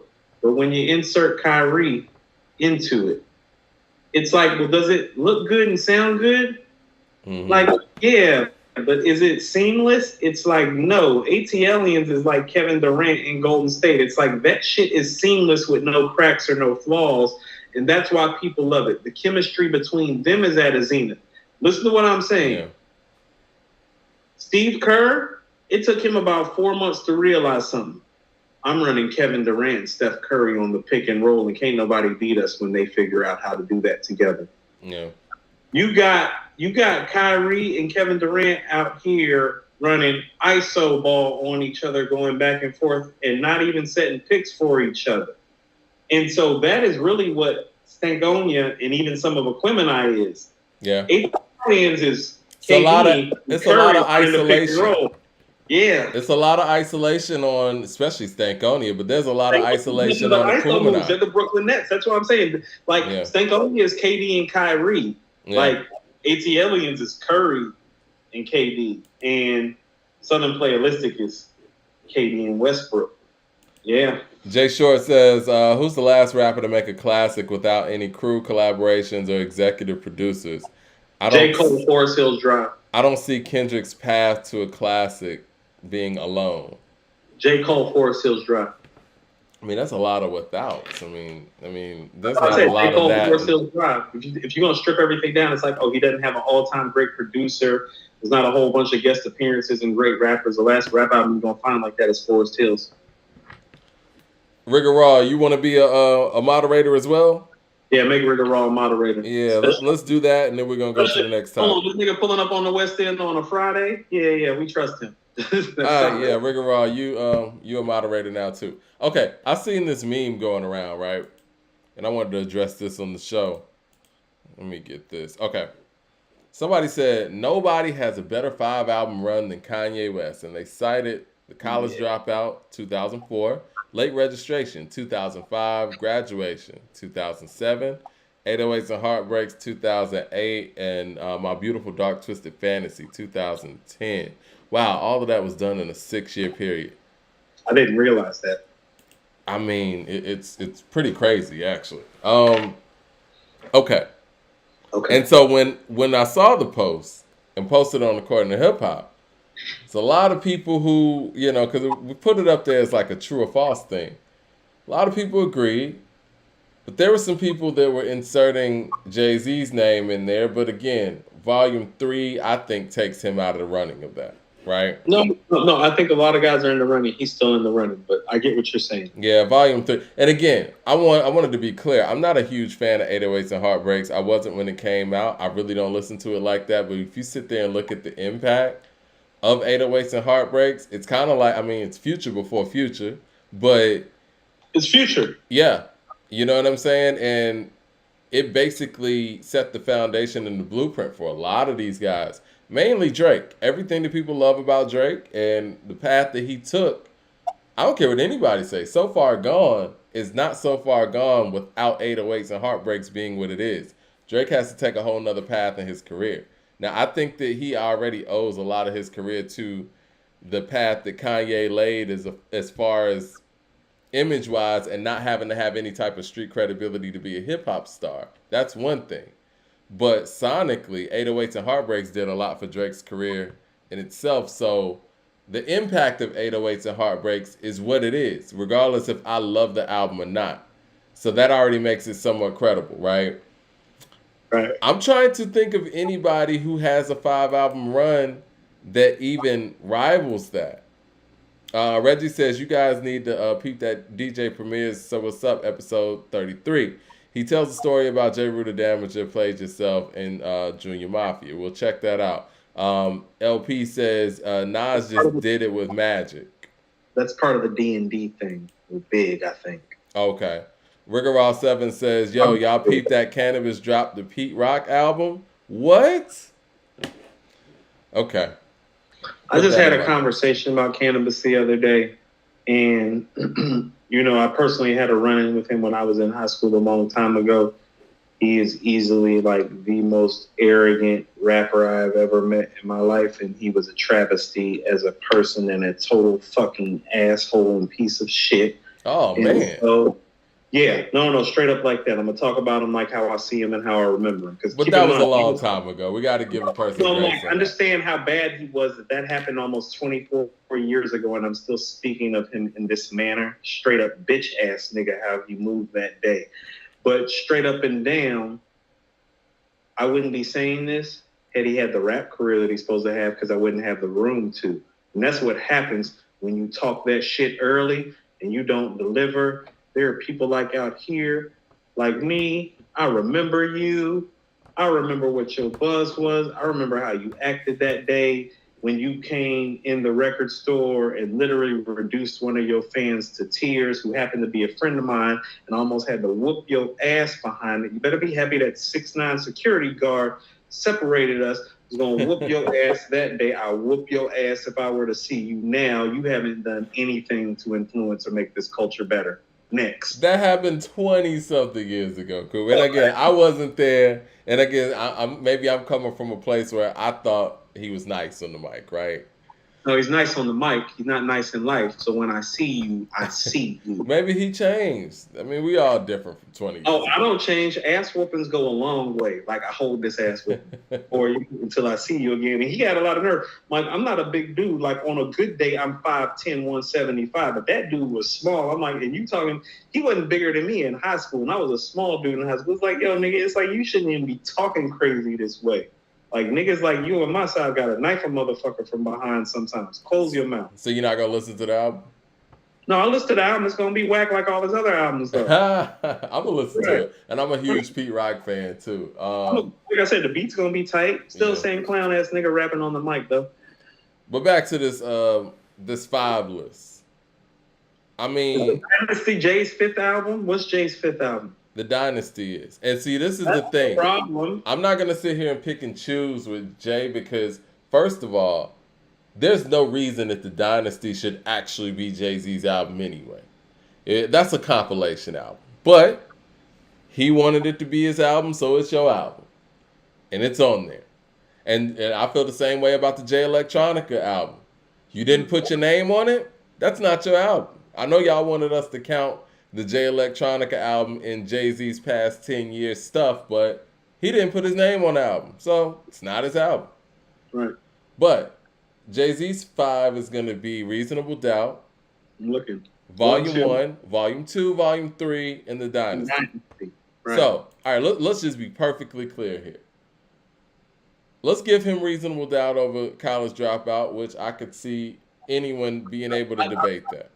Hold on, before you even go any further, I don't know if I want to line it up like that. It's like, let's just talk where the albums rank in relationship to where Ye's albums rank. As in, like, in Reasonable Doubt, he has something that trumps all of Ye's work, correct? Reasonable Doubt's better than everything that Ye's made. Are we clear on that? I'm not totally clear that Oh, you're Reasonable not Doubt. clear on that. I'm Oh, not I'm totally clear on clear that that shit. Reasonable Doubt's better than My the Beautiful College Dark Twisted Dropout. Fantasy. No, the Oh, College Dropout, the one that I'm going for.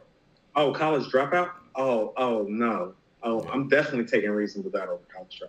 It's not even a question. Really? Okay. I think it's. Yeah, I'm not But questioning see, it. I the don't thing is with Okay. Oh, how about this? I don't think Ye has made a top 25 rap album yet, though. really, I Yeah, think College Dropout's definitely a top 25 rap album. No, it's DeCarlo says if Kendrick delivers, he's gonna have 5 great albums too. If he does, hold on. If he does have a top 25 rap album, it's My Beautiful Dark Twisted Fantasy. Really? Hold on. I want to get to that real quick because it's a lot of super chat. And I think everybody's gone. Okay. We're resuming. Yeah. We're back. Okay. Okay. People are like, what happened? It was my signal. My bad. Okay, so let's say Reasonable Doubt. Reasonable Doubt's better than the College Dropout because we'll get into all the other particulars, right? Volume 1 is not better than Late Registration. No. Graduation and Volume 2. That's interesting, man, because I'm not a huge fan of either of these albums. But I think that Graduation is held to higher regard. Yeah, Cannabis knocked us offline, yeah. I think Graduation's held to higher regard, and I think that Graduation's actually aged better. What do you guys think? Do you guys got Graduation or Volume 2? And let's just say that's a wash. And which, you know what, it's not a wash. That's Graduation. I'm not a huge fan of either of those albums. I think there's more classic songs on Volume 2 than Graduation, so I'm actually going to lean on Volume 2. Yeah, I am. I'm not big on College Dropout and Graduation outside of the high moments that everybody else is. Because what people are saying graduation easily. I get what you're saying because you're talking about the moments. But what I'm trying to tell you is, how about this? There ain't no Reservoir Dogs on Graduation. There ain't no. It's not that kind of album, though. Yeah, no. Is there a Can't Tell Me Nothing on Volume 2? Yes, it's called Hard Knock Life. It's not. I'm sorry, can't tell. Hard Knock Life is alright. That shit is not as classic as people make it seem. If you want to talk about it Can't Tell Me Nothing. Because Can't Tell Me Nothing's better than Hard Knock Life. Hold on. Outside of that, if the devil wears Prada, Adam Eve wearing, like, outside of that little bar, that little 3-bar couplet, the rest of that song is unimpressive. I see where you're coming from. You're coming from a bar standpoint. Obviously, Jay-Z's the better rapper between the two. So we're not even really comparing the individual rappers. We're talking about the body of work. Classic rap song. No, it's a more classic rap song. Jay-Z sold 5 million. Hard Knock Life got a whole lot to do with that. And it didn't age well. It did. You know how I feel about it. What about Flashing Lights? I hear Flashing Lights on commercials all the time. Honestly, Flashing Lights has aged better than everything on Volume 2. If we keep it a buck. Yeah, somebody said Flashing Light washes Volume 2. So it's not even close. Nobody in the chat is picking Volume 2. No, listen to what I'm about to say. Well, you're talking about my favorite Kanye song right now. Well, you're talking about my favorite Kanye song on a solid album, though. If you're talking Flashing Lights, well, yeah. Flashing Lights is blowing everything on Volume 2 out the water, in my estimation. That does not make an album. Brian says Hard Knock Life aged like milk. Yeah, I agree. 100%. DeCarlo says Graduation took out 50 Cent. That's a crazy moment. You know what? I will say this. Graduation changed the trajectory in the mainstream. The gangster shit on the mainstream level was done. Music. We talking about the music. I'm just saying. The music did that. So, name the songs. Good Life? How did Good Life hold up? Good Life held up the same way Hard Knock Life held up. Not well. Okay. Flashing Lights held up very well. And so they Can't Tell Me Nothing. Flashing Lights is my favorite Ye song. Yeah. Favorite. It is what it is. I remember, Mike, I got memories of being like VIP Velvet Room dancing to Flashing Lights. Like, it sounds like you're picking Graduation too. What about Barry Bonds? No, I'm picking Barry Bonds is underwhelming. That beat is not hard. and their performances are not great. Well, based on the people are easily picking Graduation over Volume 2. And I think that really takes Jay out of the running itself. Because Volume 3 is lined up with 808s and Heartbreaks, and that goes to Ye. And then My Beautiful Dark Twisted Fantasy lined up with the Dynasty. That's 4-1. So what I would also submit to you is that whoever said this was also, kind of speak in favor of Ye, because, well, if you get to those Nas and Jay like sixth, seventh, and eighth projects versus Ye shit, it's like, well, they're blowing him out the fucking water. But let's keep going. But I mean, I think first 5 is fair.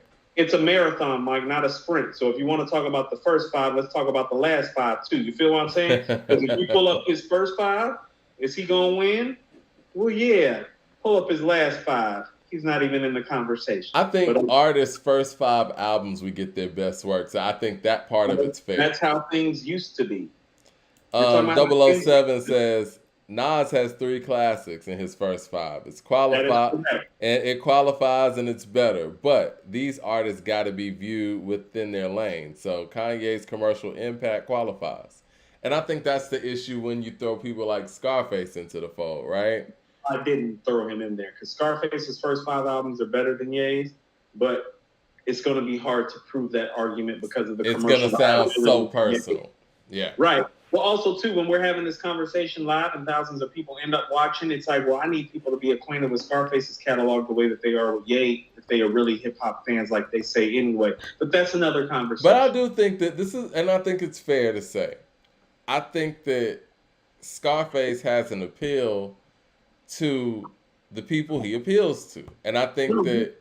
I'm so tired of people saying that about Scarface. Scarface makes great hip-hop music. And he does. You're not listening to Scarface, I agree. We're the one that's missing out on great hip-hop music. No, he makes great hip-hop music. If you love great hip-hop music, then you love Scarface. All you people talking out here like, oh, I love Pac, I love Jay, I love Big, I love Nas, but I don't feel Face like that. Well, you don't know what the fuck you're talking about. But, you don't think regional. that... No, you're regional. I'm sick of these people talking regionally about what they love, and then they leave Face out of it. It's like, well, I fuck with this, I fuck with that, but I can never fuck with Face like that. It's like, but then they name all these East Coast guys that don't have a catalog that's even comparable. It's like, no, you like what you like. If you like hip-hop music, you do like Face, because there ain't nobody that stepped into this sphere that's been more consistent with making great hip-hop albums and songs. Don't say that you're a big hip-hop fan if you don't like Face. Well, you don't think the Tupac it's like somebody saying they don't like Nas or like Rakim or like Jay. Well, then you're not a fan. Hold on. I'm going to get to the super chat and I want to address that. If somebody told you they didn't like Nas, you would think like, what do you know about rap? That's how you need to look at Face. If you, I don't like Face like that. Oh, well, you don't really know rap like that, nigga.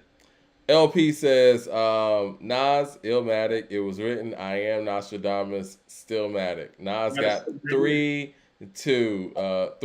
on that. Outkast got him beat 2. Ghostface first 5 as well. We'll explore all of those. And see, again, they said nobody, so I'm thinking about an individual and not a group. Okay. So that's just my opinion. So I thought that this post was more so based on an individual and not groups. But yeah, we'll throw Nas in the fold real quick, and we'll throw Ghosts in the fold real quick. And I do want to address what you said, though. No, I think that a lot of those artists isolating Scarface out of this hip hop greatness conversation. Like, well, it's okay for me to be this hardcore hip hop lover and not love Scarface. No, it's not. Do you think that the people that you name made certain songs that allowed them to be received by audiences who aren't hardcore hip hop fans in ways that Scarface may not have? Is that fair? I think it's bullshit ass East Coast bias with people trying to sit up there and trying to express it intelligently, but it really just comes off as bullshit ass East Coast bias because that's what it is. Face's been making albums since the late 80s and been making classic material literally the entirety of our lives, and people be popping up trying to slide it off to the side. He was here before Pop and Nas and Redman and Big and Jay, making classic material, and what people are not about to do is just slide him out of the fold conveniently because he came around when the South wasn't popular. I agree with that. Rigorol says, bruh, y'all got to remember your second semester mixtape. I forgot about that. I mean, but you know, those are mixtapes. Those are mixtapes. And you know, and like I was telling Coop offline, right? When we talk about the stuff that didn't make it on My Beautiful Dark Twisted Fantasy, we talk about My Mama's Boyfriend. We talk about Good Friday in itself. We talk about Chain Heavy. There's a lot of stuff that didn't even make it on My Beautiful Dark Twisted Fantasy. That's some brilliant work. The Joy was supposed to be on there too. What was supposed to be on there? The Joy. He threw it on Watch the Throne. Really? Yeah. That was part of one of those Good Fridays too. So you could have taken those last 4 tracks on My Beautiful Dark Twisted Fantasy and put those 4 tracks we just mentioned on there, and we're talking about one of the greatest rap albums of all time. But since he didn't do that, it's not even better than the top end of Jay and Nas's shit or Rakim's shit. So okay. I think My Beautiful Dark Twisted Fantasy. My Beautiful Dark Twisted Fantasy. No. I want to do this because people be talking about My Beautiful Dark Twisted Fantasy, Mike, like every track on here is classic. Pull it up. You think the Blueprint's better than My Beautiful Dark Twisted Fantasy? Yes, I do. Yes, I do. The Blueprint is better than My Beautiful Dark Twisted Fantasy. You know why I'll stand on that. I'll stand on that. The only reason why I'm thinking about that. There ain't even no lyrical exercise has a bonus record to get you excited about Ye as an MC the way lyrical exercise does. You keep going back to the MC. Are we talking about the piece of work? Who made the album, Mike? The MC makes the album. That is the centerpiece of the album. The centerpiece of the album is the MC and his mic performance. Even on the Chronic? Even on the Chronic and Doggy Style, or is that different? No, the mic, the centerpiece of the Chronic is Snoop Dogg. He's the main MC on. That's why I keep trying to say it's like when Snoop Dogg wrote the Chronic and Doggy Style, the centerpiece of the Chronic is Snoop. Yeah. As an MC, the centerpiece of the Chronic, you don't go to the Chronic looking for Dr. Dre's moments. You go looking for Snoop's moments. Snoop is the centerpiece of the Chronic too. Dr. Dre is the producer, and you know it. LP says Face and Nas, DMX, and Jay, my favorites out of the 90s. Jay Short says Face is my number 2 all time, but Face content is very dark at times, so I can see why people may not feel him. He's too real, no flash. He's too real in a climate where the whole point of the climate is to express what we're going through. Okay. Okay. You hear what I'm saying about how people talk and how it don't even make sense? It's like, you do understand that hip hop was created for us to express our inner city angst. And he does that very well. And he does that better than almost anybody who's ever fucking lived. Illmatic's better than College Dropout, right? That's not. Then you got It Was Written in Late Registration, which I think is very interesting. But I'm gonna go It Was Written, right? I already know how that goes. Okay, Graduation and I Am. I think that goes Graduation. Stop for a second. This is why I bring up the whole I Am debacle. Because if the real I Am comes out, we'll know, Mike, it's not Graduation. And actually right here, this conversation is over. If the real I Am comes out, when I mean this conversation is over, there's not even room for anybody to put this Kanye 5 album thing up years later. That's how important I Am being bootlegged is. Because clearly, if the real version of I Am comes out, well, nobody creates this Kanye post about 5 albums. Because Nas already got you on the first 3, because your first 3 aren't better than his first 3. The real version of I Am smokes Graduation, like handily. And so that leaves him with 808s and Heartbreaks being better than Nostradamus, which isn't saying much, because I'll tell you what, ain't no head taking Stillmatic, ain't taking My Beautiful Dark Twisted Fantasy over Stillmatic. I got My Beautiful Dark Twisted Fantasy over Stillmatic. It's not better. And you know, we got Braveheart Party on there. Right. You got Smoking on there. You got Yourself a Gun on there. Easy Talk Me. Yeah. I think My Beautiful Dark Twisted Fantasy is better than Stillmatic. And I feel that respect. Nope, Mike. And I knew you were going to say now, that. If Made You Look was on Stillmatic, we have a whole different conversation. No, Mike, I want to pull up the records. Go ahead. No. Let's go. Stillmatic intro. Oh, we doing that right now? Hold on. Let me get the KD Super Chat real quick.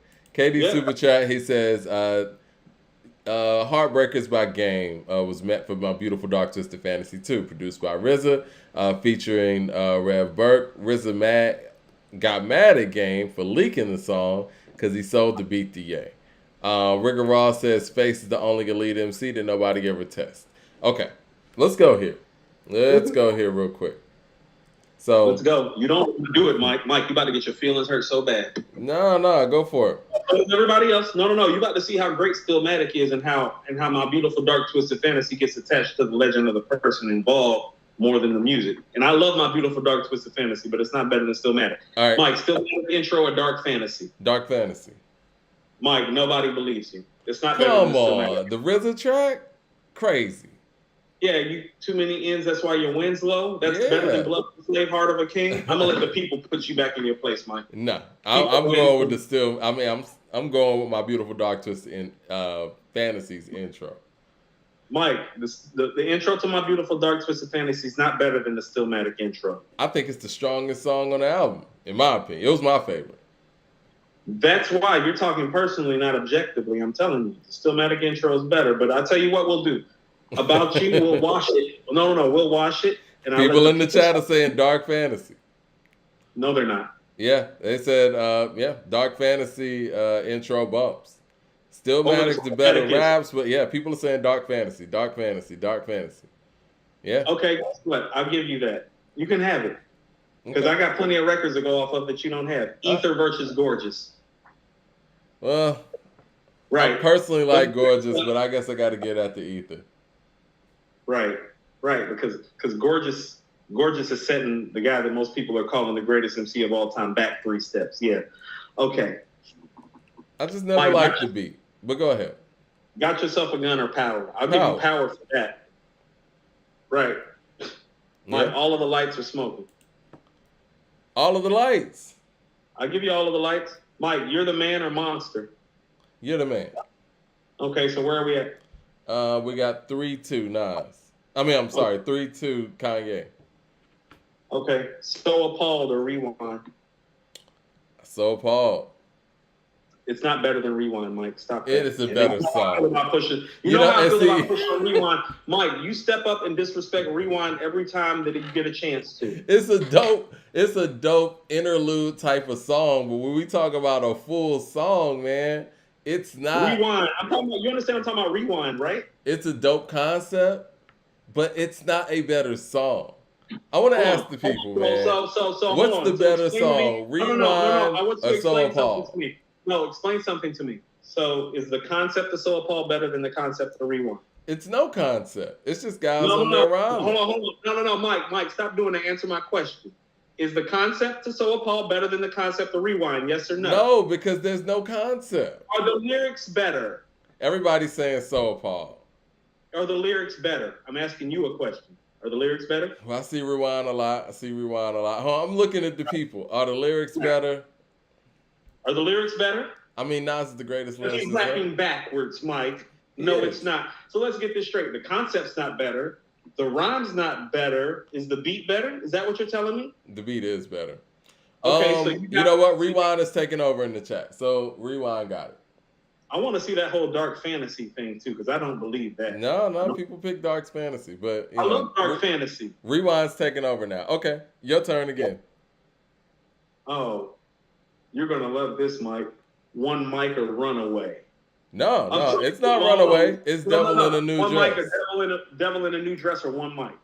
You know, I'm not capping here, man. I never was a big fan of One Mic like that. And this is where you start getting slaughtered, and this is where I'm going Devil in a New Dress. That's right. What are the people saying, Mike? I'm sure people are gonna say One Mic, so I'll give it to One. Slaughtered right now. So what is it? Hold on. Objectively speaking, I'm not talking personally. That's what I'm saying. I'm talking objectively. Okay, One Mic. That's become one of his quintessential records. So right now we're looking at 4-3. Who? Nas. Because we're just got done with the strong part of My Beautiful Dark Twisted Fantasy. You understand that, right? So now we're going. Well, your turn. Right, Mike. Runaway. Yeah, we're Runaway. What's that? Second Childhood. I like Second Childhood a lot, but Runaway has to take that. I'll take Runaway over Second Childhood too. 4-4. And you're not winning any more records except for Braveheart Party. You got 4 records left, and I'm about to take the rest of them except for one. Destroy and Rebuild or Hell of a Life. That's Destroy and Rebuild. Destroy and Rebuild. The Flyest or Blame Game. the flyest. You see how you start losing this battle, Mike? Mike, it's already over right there. We're done right there. I got you 6. There's only 2 tracks So we got left. Lost in the World next. And Braveheart Party. Okay. If you count Braveheart Party. Right. And Who Will Survive in America? And that's, that's spoken word. So. Right. Oh, but Mike, let me keep in mind that without that spoken word, we still have What Goes Around poking in the back end of Stillmatic. My Beautiful Dark Twisted Fantasy is not better than Stillmatic. Because What Goes Around, and I'm going to tell you exactly why. It's about one record. It's the What Goes Around record that's on the back end of Stillmatic. There's no record like that on the back end of My Beautiful Dark Twisted Fantasy. The first 10 tracks line up. What Goes Around puts Stillmatic over the top. And that's why I tell you, Kanye doesn't even have a top 25 really rap album, because Stillmatic is probably Nas's 5th best album. I think that College Dropout. The best shit like Nas's 4th or 5th best shit. But I think College Dropout is definitely a top 20 hip hop album. Name the 20 albums that name. No, because it's Mike, a moment, man. It is. I can name 20 albums off the top of my head and right now. And they're all gonna be from like the late 80s, early 90s. But no, it's not about where they're from. It's about I'm just saying. It does matter where it's from. Actually, I will tell you what. Even after running down this track listing, I always thought My Beautiful Dark Twisted Fantasy was better than Good Kid, Mad City. But after running down this track listing, I'm not so sure. And I would actually pick Good Kid, Mad City over My Beautiful Dark Twisted Fantasy. The records on My Beautiful Dark Twisted Fantasy is just so big. You know what I mean? How big are they? Who's still playing those records? That's what I'm trying to tell you. Runaway's not playing anymore. I think College Dropout is his seminal piece, though. I think on the technical level, My Beautiful Dark Twisted Fantasy gets a lot of high marks. But even when we look back at that documentary that they did on Kanye, it's something special about the College Dropout. Songs like Jesus Walks are just something. No, let me ask you something that just occurred to me, because we're always fair about things. Mm-hmm. How many of these Kanye records from these supposed classic albums really be playing still? Because they really don't be playing like that, Mike. Oh, which we talking about? Just pick a classic. I'm talking about all of them. They don't really play these records. You don't think they play Kanye records? Mike, listen to what I'm saying. What they really be playing and where? Show Jesus me. Walks gets play. Where? Wherever.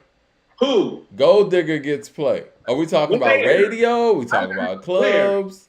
Gold Digger's not getting played in the club anymore, Mike. Gold Digger's not getting played in the club. I've heard it.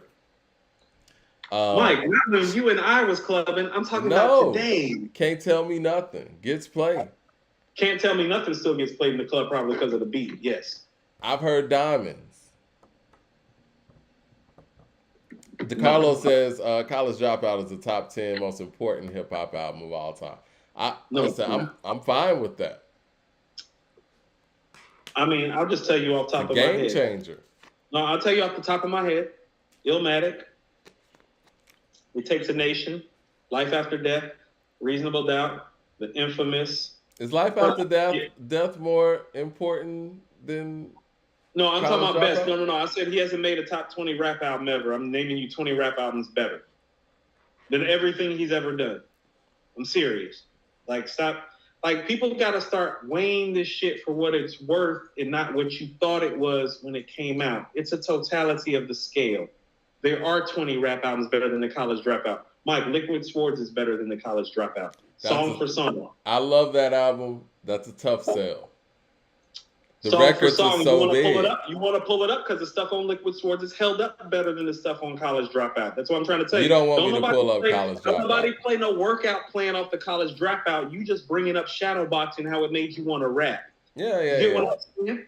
LP says the College Dropout didn't age well. My Beautiful Dark Twisted Fantasy aged way better.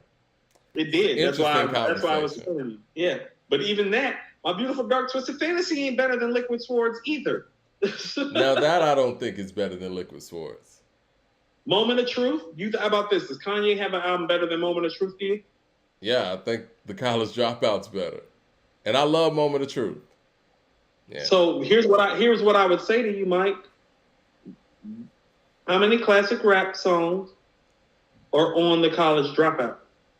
Because there are at least 6 or 7 I can think of off the top of my head on Moment of Truth. You Know My Steez, Work, Royalty, Above the Clouds, Militia, Betrayal, JFK to LAX. I just gave you 7. Is it my turn yet? Huh? Is it my turn yet? Yeah, All yeah, falls please, down.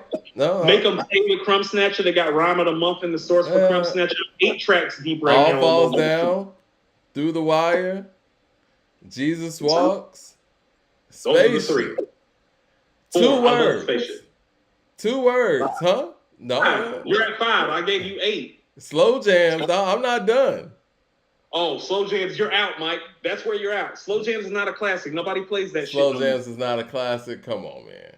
No, Mike, that shit is dated as fuck. Come on, stop it. It's dated. It's dated. Slow Jams is not a classic. Come on. It's not, what Mike. About when the last time you played Slow Jams, Mike? Throw Your Hands Up with Talib and Common. I'll give you Throw Never Your Hands. Let Me Down. That's 7. The intro. No, intro's come not on, classic. Man. No. We don't care what people say is a classic. We don't care. Yeah. You gonna play that? You gonna play that against You Know My Steez? No, you're not. Yeah. No problem. You're not gonna win. No problem. No. Yeah. Kyle says, Coop, you wrong. Slow Jams is a classic.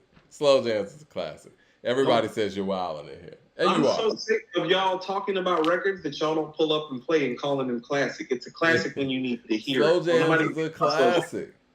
It's not. Not to mention that the College Dropout has one of the greatest, if not the greatest, outros ever in hip hop. I love the College Dropout. That outro is magic. I love the College Dropout. It's just not better than Moment of Truth. We got a super chat here from City Music. Via City Music says, honest question, does Coop favor in the sonics and mastering of the album or just picking the best rhymes and ideas? How about all the above? Because that's what it calls for. How about you do all of that and not pick one or the other? How about you take a culmination? Well, you gotta favor one more than the other. Of things. It's called a culmination and a combination of things. How about all the things matter? And what I'm getting real tired of that I'm starting to hear is people picking classic rap albums that had a classic rap feel from a classic rap time where the music isn't there. The music has to be there first. Fuck your feelings. Your feelings don't matter. Your feelings aren't facts. The music needs to be there first. Y'all be calling shit classic where the music's not there first. That was my whole point with that Black Star shit. It's like, yeah, everything around what they did is classic, except for the music that got made. The music that got made was just really dope. So let me clarify. You're saying that the College Dropout, Mike. You're saying the College Dropout's not a classic? No, it's a classic. Is it a top 20 rap album all time? No.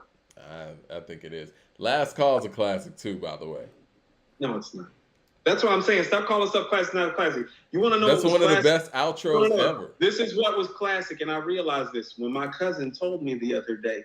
No, when People's Instinctives came out, we used to ride our bikes and just beatbox the song. I was like, which song?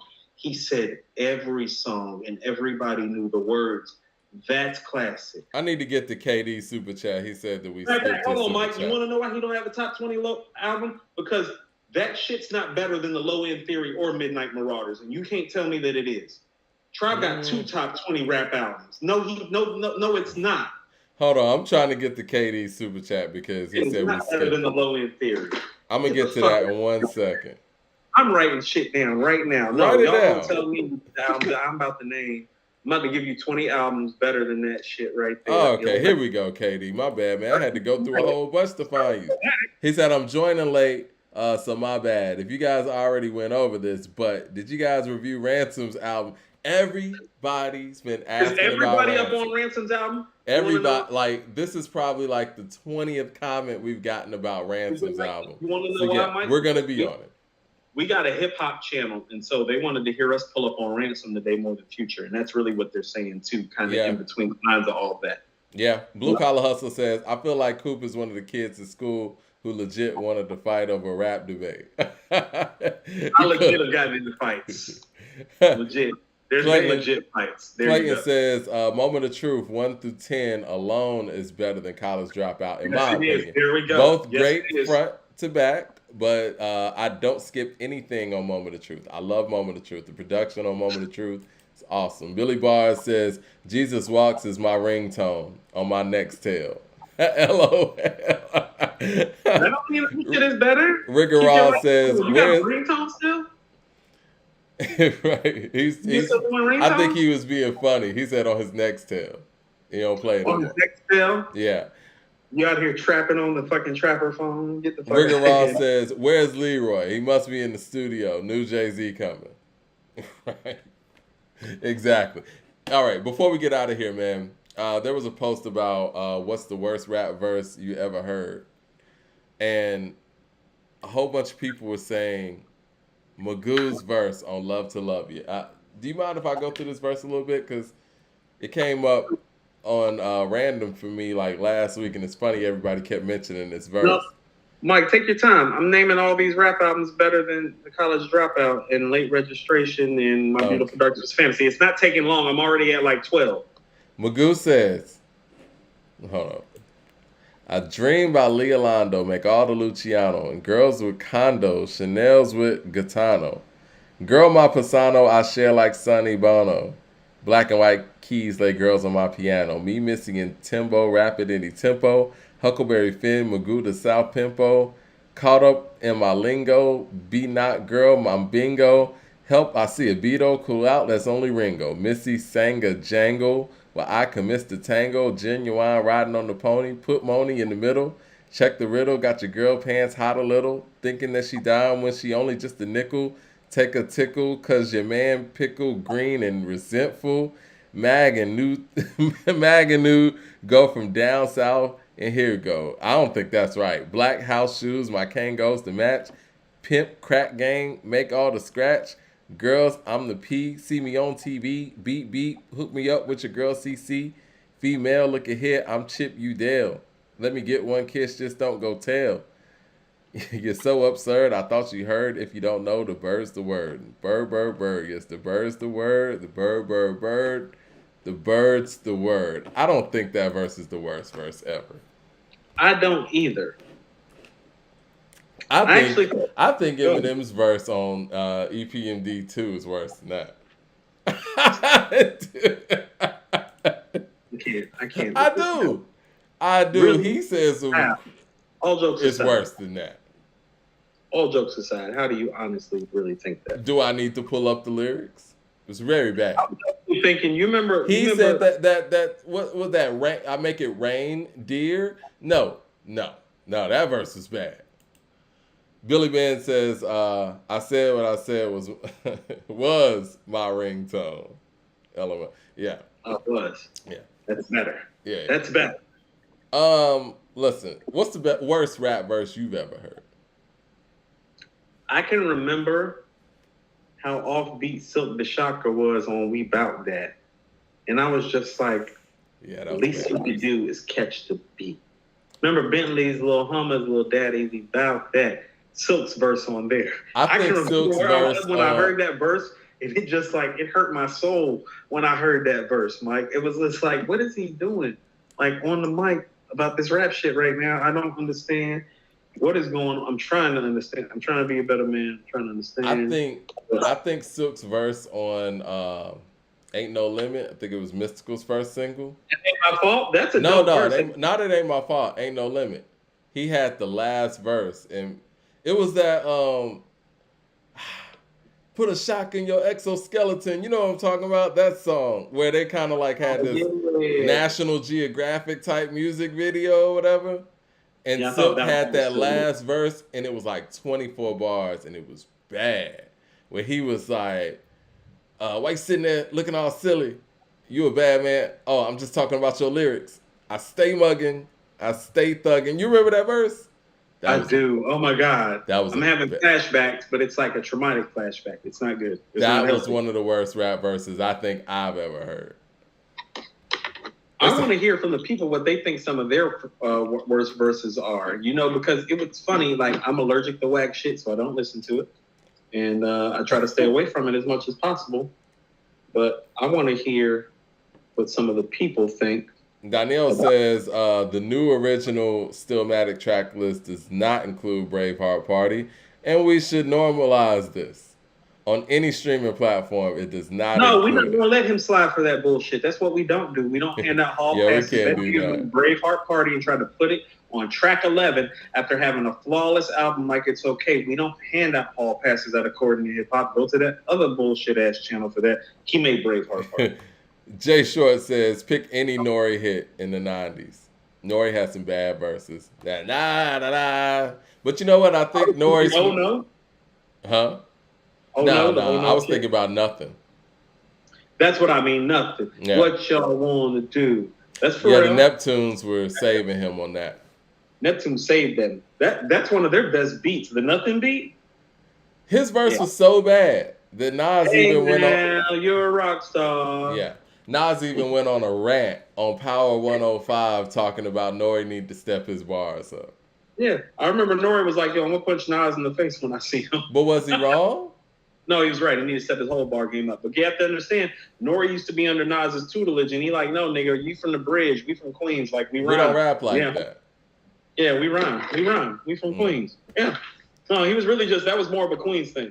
So is Silk influenced by E40? Because I saw somebody say that today, and it made me think about the fact that, they kind of made their bones in the Bay. And you try to think about where people's styles come from. And I think that Silk may have been a big E40 fan. So maybe that's where his off-kilter style kind of originates from. Because they all were on like a similar independent grind too. Especially when you think about In a Major Way, where, you know what I'm saying, like, that even kind of looks like some of those No Limit album covers. So, Mike, I'm going to ask you a question right quick, and I want some honest answers. Go ahead. Right now, this College Dropout, right? Yeah. Is College Dropout better than Illmatic? No. Paid in Full? No. Greatest Adventures of Slick Rick?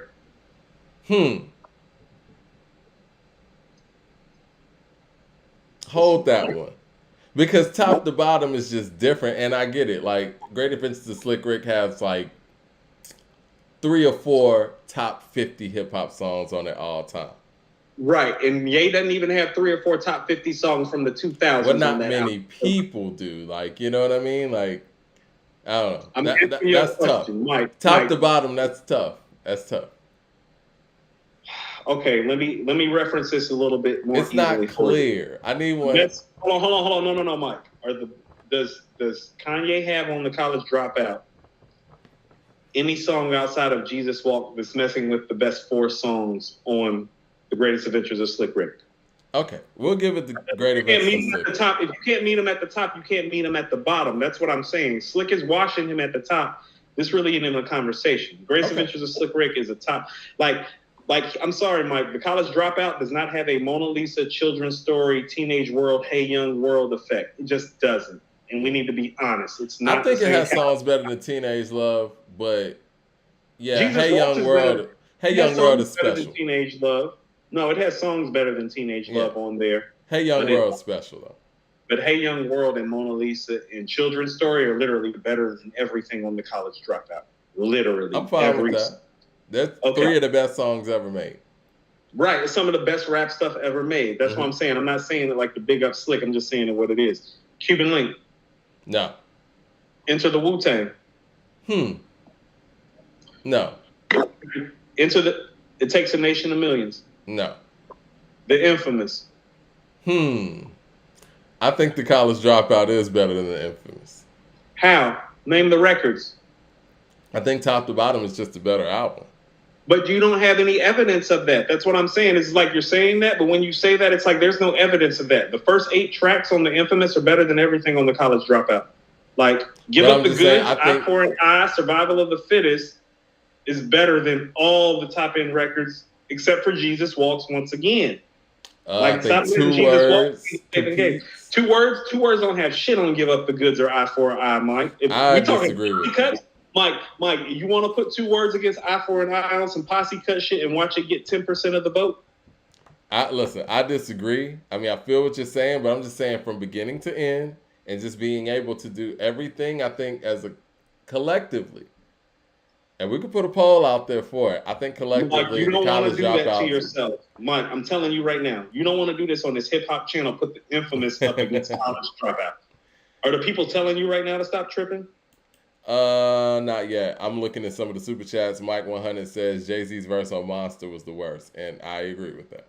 I can agree with that. I might have been a little ahead on the Monster thing. Yeah. So you think college dropout's better than the infamous? I do. You understand? So Jazzo destroyed Rockefeller on the nothing beat. Let's see. Let me look and see what the people are saying though. Yeah, go ahead. Coop says evidence isn't all opinion. I rarely agree with Coop, but I agree with him now. The infamous is above Illmatic. Okay, we got people putting it over that. College Dropout got way too many skits. Mike, you bugging. Main ingredient. Okay. Pharrell Drop It Like It's Hot's verse was awkward and whack too. Okay. Infamous over College Dropout. What else you got? Doggy Style. Yeah. Doggy Style's better. Reasonable Doubt. Reasonable Doubt's better. The Chronic. The Chronic's better. Life After Death. Life After Death's better. Okay, so understand where we are. 1, 2, 3, 4, 5, 6, 7, 8, 9, 10. We're 11 albums in. Mike, The Low End Theory. Low End Theory's better. Midnight Marauders. I don't know. Yeah, Midnight Marauders is better. Mike, I'm about to fuck your life up. Supreme Clientele. Of course. America's Most Wanted. Yeah. Ready to Die. Yeah. Aquemini. Yep. The Diary. I don't know. We should argue if you want to about The Diary. I'll give you an argument if you want to argue about The Diary because I understand The Diary is personal for me. Yeah. Straight Outta Compton. Oh, Lord. I think as an album, I think that the College Dropout's a better album. Now, obviously, the impact of Straight Outta Compton is what it is. Okay. All right. Death Certificate. Death Certificate's definitely better. Follow the Leader. Follow the Leader. Yeah. The Blueprint. I think the Blueprint's better. I don't know, man. That's debatable, man. But, I mean, and Follow the Leader is debatable, too. I don't think so, Mike. I think the three. And I love Kim. I love Rakim. The three records that start off Follow the Leader are literally better than everything on the College Dropout. But after that, I don't know if it keeps all of that, Right. I don't know if College Dropout ever comes close to matching those first three songs. We're talking about a totality, not like the first. Right. When you get blown out in the first quarter, Mike, and you don't catch up to the score on the board. No, I think that's where we differ. I'm talking about beginning to end.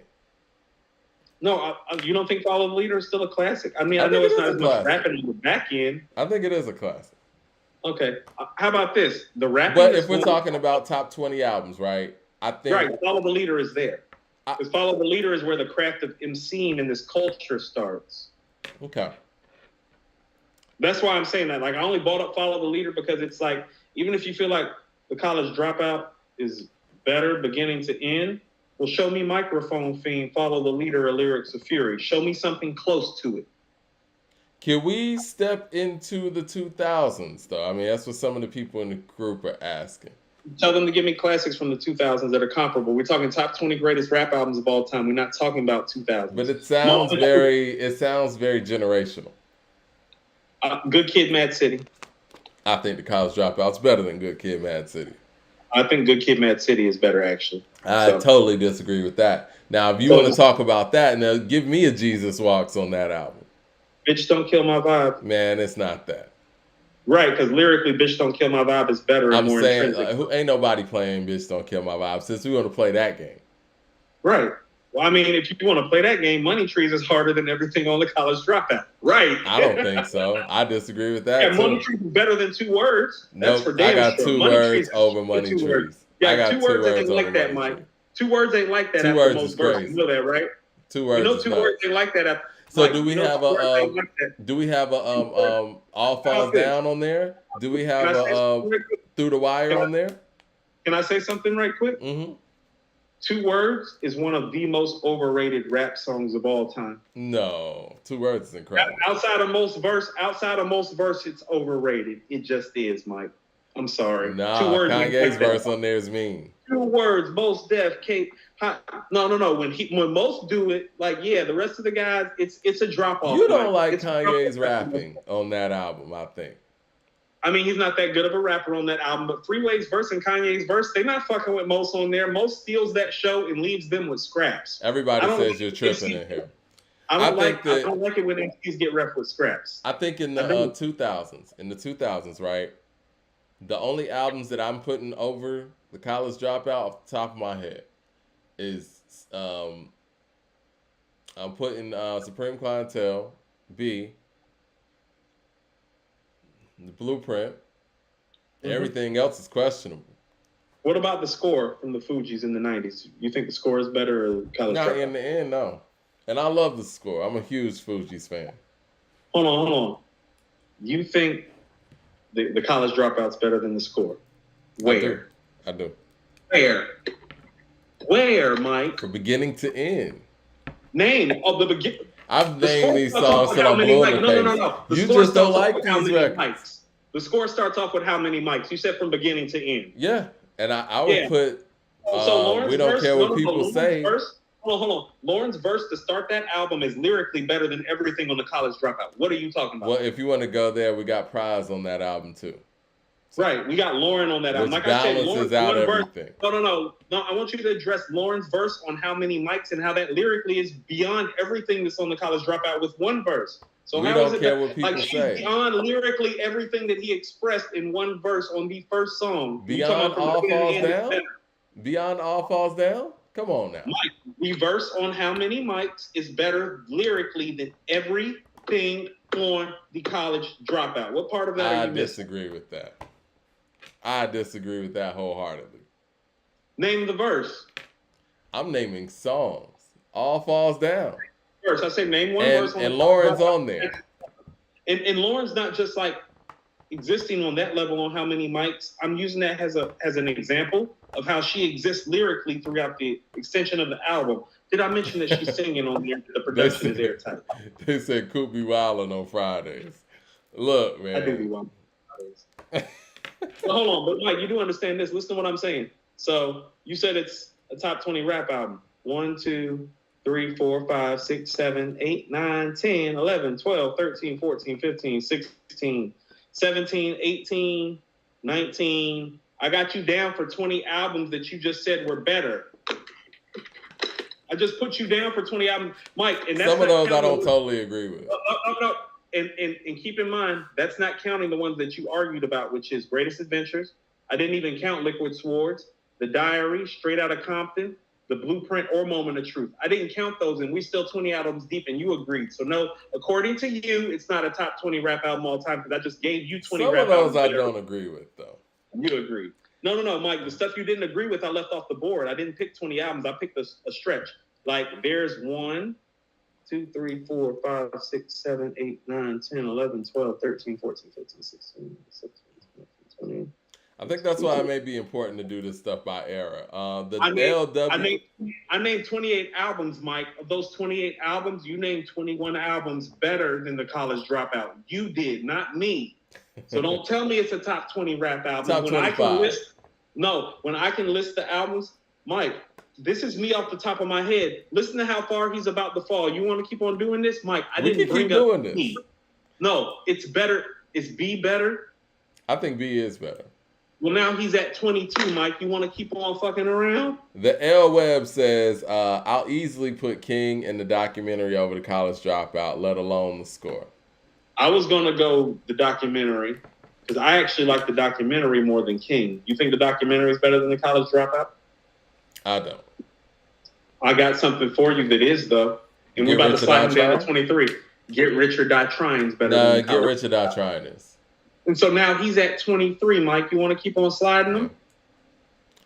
How about this? Criminal Minded by Boogie Down Productions. I'm sorry, I don't think it is. But see, the thing is, 9mm goes bang.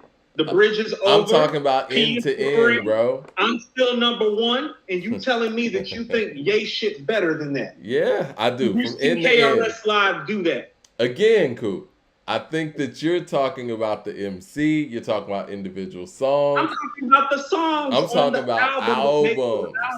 What I'm trying to tell you is that College Dropout is the type of classic where I can give you a top 2025 classic and feed you about 4 or 5 records that just go ahead and sit that down and put it in its proper place. I'm trying to put it in its proper place for you. So we're already got it at 23. Mike, there ain't nothing on College Dropout outside of Jesus Walks that is legendary like the stuff on Criminal Minded. Do you want me to name the records on Criminal Minded for you? Do I need to do it for you to show you what time it is? Nobody in this generation is going to say that, Coop, unfortunately. I don't give a fuck about this generation. I give the entirety about all the generations in this culture of hip-hop. Yeah. Because that's where it becomes important is people start doing this generational shit and forget what came before them, like the shit that this nigga made was more important. Listen to the songs on Criminal Minded, and I want you in clear conscience to go up to a rap head and tell me that the College Dropout is better. Listen to how Criminal Minded sounds out. And we got Ye at 23. Poetry, South Bronx, 9mm Goes Bang, The Bridge is Over. Important. I love Criminal Minded. That's important than everything on the College Dropout and better, Mike. So we got that shit at 24 right now. I can keep on doing this to the College Dropout. Y'all need to stop doing this seasonal era shit and understand how impactful the people were that came before. Through the Wire is pretty legendary. Like, if you take Jesus Walks off of the College Dropout, it loses a lot of its importance, Mike. Yeah, Through the Wire is pretty legendary. Huh? Through the Wire is pretty legendary. So is All Falls Down. No, I love those records. Great records. Mike, I'm going to say this again. Since these great records, I'm going to give you a top 20 now, I'm putting this Dark and Hell is Hot over it. Oh, it's Dark and Hell is Hot. Oh, it's Dark and Hell is Hot. It's definitely better. So it's at 24. South Bronx, South Bronx, 9mm Goes. Mike, you saw what happened when 9mm Goes Bang gets performed. We saw that. Yeah, we saw it. You saw The Bridge is Over get performed. How you gonna say these things when you saw that? I'm talking about the albums in the end. Look, Michael Sanders says Coop always tripping when he wears his glasses. You were more agreeable when you took them off. There was some shit in my eye. My eye was burning. Damn you. AK the Curtain says that the cool over College Dropout. No, you're going too far. You're going too far. You're being disrespectful. That's going too far. The cool's not fucking with the College Dropout. But if you think, Mike, you can't. How about this? This is what I'm saying. So if I'm tripping, then y'all can go into the Bronx and explain to people why the College Dropout is better than Criminal Minded. But here's the reality of the matter. You want to know why you won't do that? You won't do that because you know in your heart you can't go into the Bronx and say no shit like that and have a real leg to stand on because you don't have a real leg to stand on. I'll go sit in the Bronx and tell them Paid in Full is better. I'll tell them Equimini is better. I'll tell them The Purple Tape is better. I'll tell them Illmatic is better. Y'all talking about shit y'all want to travel with and say it in the streets live. I'm talking about what I'm going to say in the streets live and to the people. You can't go into the Bronx and tell people that Criminal Minded isn't as good as the College Dropout. They're going to look at you like you don't know what the fuck you talking about hip hop because you might not. But if you walk in there and tell them Illmatic is better, you can argue. You want to tell them Purple Tape is better, you can argue. I think that's where eras come in at. No, that's not an era. That's a skill thing. Because I was about to say, you might be able to take Good Kid, Mad City to them. But you can't take College Dropout to them. Jay Shore says, if the 2000s era can't compete, step up your game. We're not erasing the record books. It's like Malaa told me. You remember Malaa, right? Mm-hmm. Malaa told me, she said, and she told me this as a young man. I might have been 22 years old, Mike. She said, no, I done talked to you. You know what the standard is.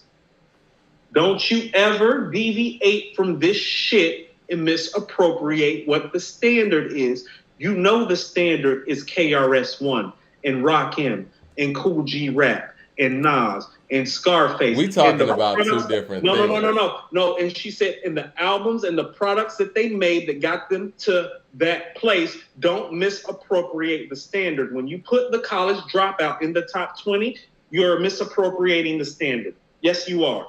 because it doesn't belong in the standard, because it's not a standard bearer, because he's not even that dope of an MC on there. And I think that's your problem with it. I think that's your problem with it. He's not an all-time great MC on there. I think that's your problem. He's not a dope MC on there. You have to be a dope MC in the craft of MCing. And I was there too when College Dropout came out. I thought that he wasn't the MC that he needed to be to make a classic. But when I remove myself from that and start looking at the music and the songs for what it is and the album for what it is and the way it's impacted the game thereafter, it's hard to say that it's not that. Now, for better or for worse, obviously, you say it real easy. It's not that, because he's not rhyming like that. And this craft is about rhyming on this side. When are people going to understand that? Well, it's about making music too. That's why LL is who he is. And he's a dope MC too. But I think that there's something that Kanye's able to do that is outside of skills. That's kind of like, that's kind of our theme for today's show. Because Future does similar things, huh? Scarface, Future? No, there are plenty of guys who are great that do great things. That aren't like the lyrical miracle guys. Right. No, this is what I'm saying. And understand, I think the Diary is better than the College Dropout. You think the Diary is better than Criminal Minded? Ooh. Personally, not objectively. Okay. Personally, not objectively. Personally, yes, I do. Okay. Because personally, I relate to it, and it gravitates towards me. When he says shit like, I done lost more niggas in my hood than the Bengals motherfucking games the Bengals lost last year. No, that was live when I was like... And Soulmatic says Kanye's music is a feeling. It's relatable like Pac's is. I agree. It is. And I think that's where his strength is, and he walks in his strength, at least for his first couple of efforts. And I understand that. It takes you out of the technicalities of it all. Pac don't have no top 25 rap album either. That's what I'm trying to tell y'all. And you know how I feel about him, where I got Pac at, Mike. I got Pac top 5. You don't think that All Eyes on Me is a top 20 hip-hop album? Personally, yes. Objectively, no. Okay. Our man says De La Soul is dead. I love that record. Paul's Boutique, 3 Feet High and Rising. By any means necessary. That's what I'm saying. Me Against the World, Iron Man, Strictly Business are all better than College Dropout. That's what I'm saying, Mike. I can get if you really want to know where College Dropout really is in terms of album all time, it's a 25 to 50 album. It's not a top 25 album. I'm with De La Soul is dead. I'm with that. I'm with 3 Feet High and Rising. That's crazy. Yeah, I love De La Soul is dead. Jason says Food and Liquor is better than College Dropout too. See, now we're getting all over the place. Now we're talking crazy. Food and Liquor and the Cool are not better than College Dropout. Stop saying that. Mad Max says Mike could go to the Bronx and say that the Bronx is now raised on Ye. That's real. That's what I was thinking too. If you go to the Bronx now and say that shit, they'd be like, yeah, College Dropout. Because they was raised on this shit. Now, we have to be selective in where we go. Right. Respectfully. Let's pull up on the old timers, No, let's go to the Bronx and pull up on the Plum Mural and talk that shit. Let's see how it goes for us. I need my pistol. With the older guys, huh? I need 2 pistols. Well, sure, man. My man Mark, man. I'll holler at Mark and we'll go to the Bronx and we'll go through a variety of spots. Oh, that's nothing. When I got niggas from Brooklyn, Bronx, and Queens, we can pull up whenever. We can need to holler at Rap Roundtable when we pull up and maybe get together a combo show. Yeah, I'm surprised they haven't been in the chat tonight, man. We got mad people in New York, man. I miss New York. Need to go up there real soon. And I don't want to disrespect Ye. It's just like, nah, Mike. I just got. I think you just don't feel him like that, and I get that because, I said, I was there. I love him. No, I love him. I can remember me and Hala sitting in the studio and talking about, this is the guy that's going to get us in the door. Yeah, I felt that way too. Talking about him that way. You remember feeling that way too, because when he got in the door, we were all on the verge of some things. He was the guy that made us believe. Yeah, it was different. That doesn't change my objective mind about this, though. Like, it's just not the same. It's like, well, no. And the MCing is part of it, because this is what I'm saying. It's like, well, it's College Dropout. Am I going to play College Dropout before I play Follow the Leader? Well, Mike, probably all the time. except for about 3 records. And those 3 records changed the craft of MCing forever. And there's just nothing on the College Dropout that's even succinctly close to it. And so when I have those high moments, which is literally some of the highest highs of MCing that we've ever seen. Yeah. You get what I'm saying?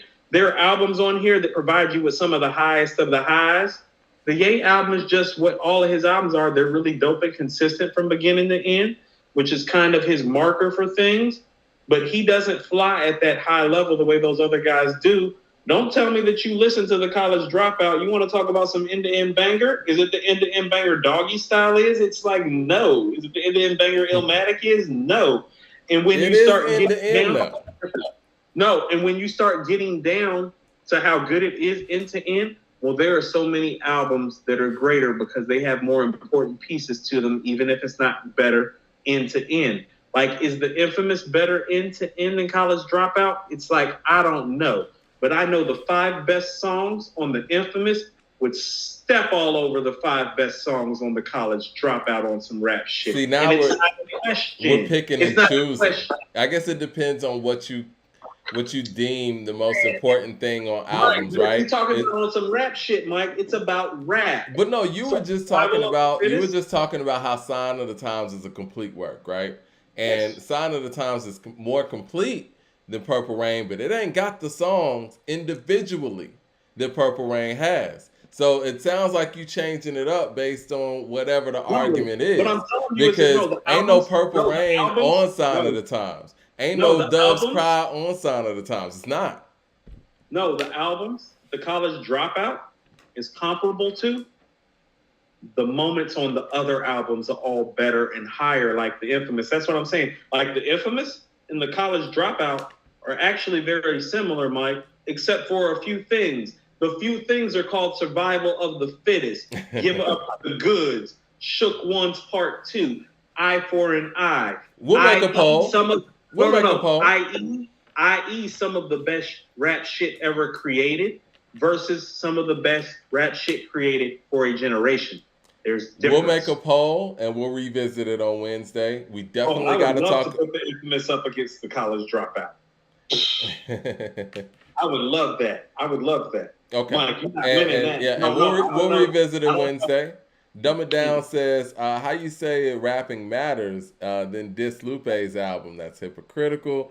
You just love the 90s and won't let it go. I didn't diss Lupe's album. I said Lupe's albums, The Cool and Food and Liquor, are not better than Kanye's best 4 projects. And everybody with half a brain knows that. Rick Ross says, I'm on Mike's side as a music thing. Got to judge the projects as it is. Yeah, okay. we're gonna get to it. We'll do a poll on it. We'll revisit it Wednesday. We're also gonna talk about this ransom that everybody wants us to talk about. I'm about to play it. I'm still missing those songs that are better than the shit that's on Criminal Minded that I was talking about. Since I'm just talking about songs, tell me the songs that are better. I mean, anything I name, you're not gonna say it's better. Now I will say the Bridge is Over and South Bronx are better than everything. South Bronx is crazy. South Bronx is crazy. You don't think 9mm Goes Bang is crazy? Yeah, it's a dope record, but I think it's beatable. No, these records are beatable. They're just not beatable by Ye shit. LP says, this is why we need to rate albums properly. How are these albums 5s in the future and Pusha's 4? The source was stingy, but they were right. They had a right to be. They think we need to start giving out some 3.5. No, they gave Liquid. No, let's go back to the Wu-Tang again. No, they're not right because they gave Enter the Wu-Tang 4.5. They gave Meth and Dirty 4. They gave Ray 4.5. They gave Jizza 4. They gave Ghost 4, and then they gave Ghost 4.5 for Supreme. So well, they weren't perfect. But this is what I will say. I think that what some of the people think. Let's just be real. If Pusha's It's Almost Dry came out during the Source's heyday, they would have got 3.5 mics. If what? If what came out? It's Almost Dry. It would have got 3.5 mics. It's a 3.5 mic out. By those standards back in those days. Okay. And those magazines that we used to buy, it probably would have got 3.5. I feel like Lord Willing got 3.5 mics. Do you think that Till It's Almost Dry is better than Lord Willing? No. Then you're right. Then you're right. Because I believe I believe Lord Willing was a 3.5, 4 mic album if memory serves. Yeah. Yeah, I don't think it got more than 3. Well, actually, I think Lord Willing's 4 mics. Okay. I would put it, but that's what I mean. Where it's like, well, it's more in Lord Willing, My Name Is My Name territory than Hell Hath No Fury Daytona territory. But they talked about it, Mike, as if it was Daytona or Hell Hath No Fury. Well, you shouldn't do that, because the only stuff on there that's Daytona or Hell Hath No Fury worthy is Brambleton and Let the Smoker Shine the Coop. The rest of that shit is not Hell Hath No Fury or Daytona level. Let's not get it confused. It's not. I said Future is solid, at the very least, a 4. And I think that, by Future standards. We're giving both of them 4s. It's a 4, yeah. Yeah, we're giving both of these guys 4s for different reasons. And that's what I feel like. But also, too, and I think you and I have been having this conversation. You and me are going to have a back-end conversation. I want to scale all this shit back down and make it harder. Yeah. Like, personally. Because I don't think people understand. Well, I think the only 5s we've given out, Mike, are Pray for Paris, KD2, and Magic. I think so, yeah. So I think that From a King to a God was on the brink of it. But 4.75. Yeah. Same thing with Alfredo. Alfredo is the only album that I've heard in the last 2 years since we've been doing this that we didn't give 5 to that I think maybe deserves the 5. Okay? Alfredo's awesome. Alfredo's fucking awesome. So if we're calling it right now, Mike, in my opinion, it's like, no, we right in line at the top end of the ratings. They've only, in the 2 years, in 1 month, almost 2 months, in the 26 months we've been doing this podcast, I've only heard 3 5s. Yeah. And maybe 4. And that's And honestly, man, let's just be real. Collectively, people are just making better music, I think. And so some of these things don't deserve a 3.5, really. No. And you want to know what? Part of why the 3.5s used to happen so much is because people had to make 3 singles and get 1 single to pop and then go make the rest of their album. Yeah. Now you get to make your album. Yeah. But people even with that albums said, more. Yeah. But even with that, we got Pray for Paris, KD2, and Magic as our 5s in 2 years. In 26 months, we got 3 5s. Now do the math on that, Mike. That means about every 7 months, something that we think is all-time great comes out. Yeah, and that's about right. And that's about right.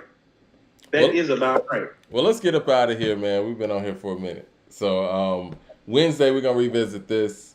And we're going to talk about this Ransom Wednesday. I can't wait to go listen to that because everybody's talking about it. I'm going to have to listen to the College Dropout because of what y'all just did. Yeah, go listen to the College Dropout. And we'll revisit that part of it, too. I was thinking America's Most might not be as good as the College Dropout. And I need to go listen to America's Most. I was thinking about that, too. But Death Certificate, though? Nah. Death Certificate's that shit. Nah, it's not better than... You're the one that changed my mind about putting Death Certificate over America's Most. You're like, Coop. They're like, how you gonna like America's Most when Coop's when Cube's rapping better and the songs are better on Death Certificate? The production's actually better too, and I'm a big Bomb Squad fan. Jay Short said, would you guys ever do a retro yearbook like 1996? We thought about that. And we talked about that. Yeah. We may do something like that. Yeah. I mean, I think if you guys, if you guys want it and want to support it in mass, we'll definitely make it happen. You know what happened in '93 too? The Source didn't know what to do in '93, and here's why they got tougher. And you already know how it happened because it happened the last 2 months of '93, and this is where everything changed about the rating system. Doggy Style, Midnight Marauders, and Enter the Wu-Tang came out, and in their minds, they're thinking, there is no way that 3 5 mic albums just came out in a 60-day span. Yeah. Yes, it did. Yes, it did. It did. And they didn't give any of them 5. And that's where everything got messed up because if memory serves, and listen to how they rated it, they slighted the West Coast and gave Snoop 4. Mm-hmm. Of the 3 albums, Mike, Snoop deserves the 5 the most. Yep. They stuck to the East Coast bias of who had next and gave Enter the Wu-Tang 4.5. They slided Tribe like you're on the back end of your run and gave them 4. Because they just gave Tribe 5 with Low End Theory. Right. Yeah. Well, we can't. We can't give you 5 because we gave you 5 with the Low End Theory, and this Wu-Tang album is better. And you know what? The first album was the first one to get 5, so they would have gotten 3 5s in a row. They couldn't do that.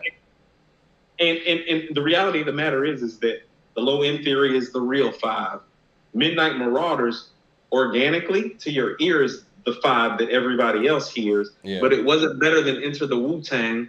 They didn't want to give this unknown group a 5, so they couldn't give Tribe the 5, and they wasn't about to give Snoop more props than Dre because they gave the Chronic 4.5 the year before. Threw everything it's off. not better than the Chronic. It can't be better than the Chronic. The Chronic might be the best rap album ever, so they gave it a 4, and that's when all their shit got misappropriated, and that's why Purple Tape didn't get 5 mics. Infamous don't get 5 mics.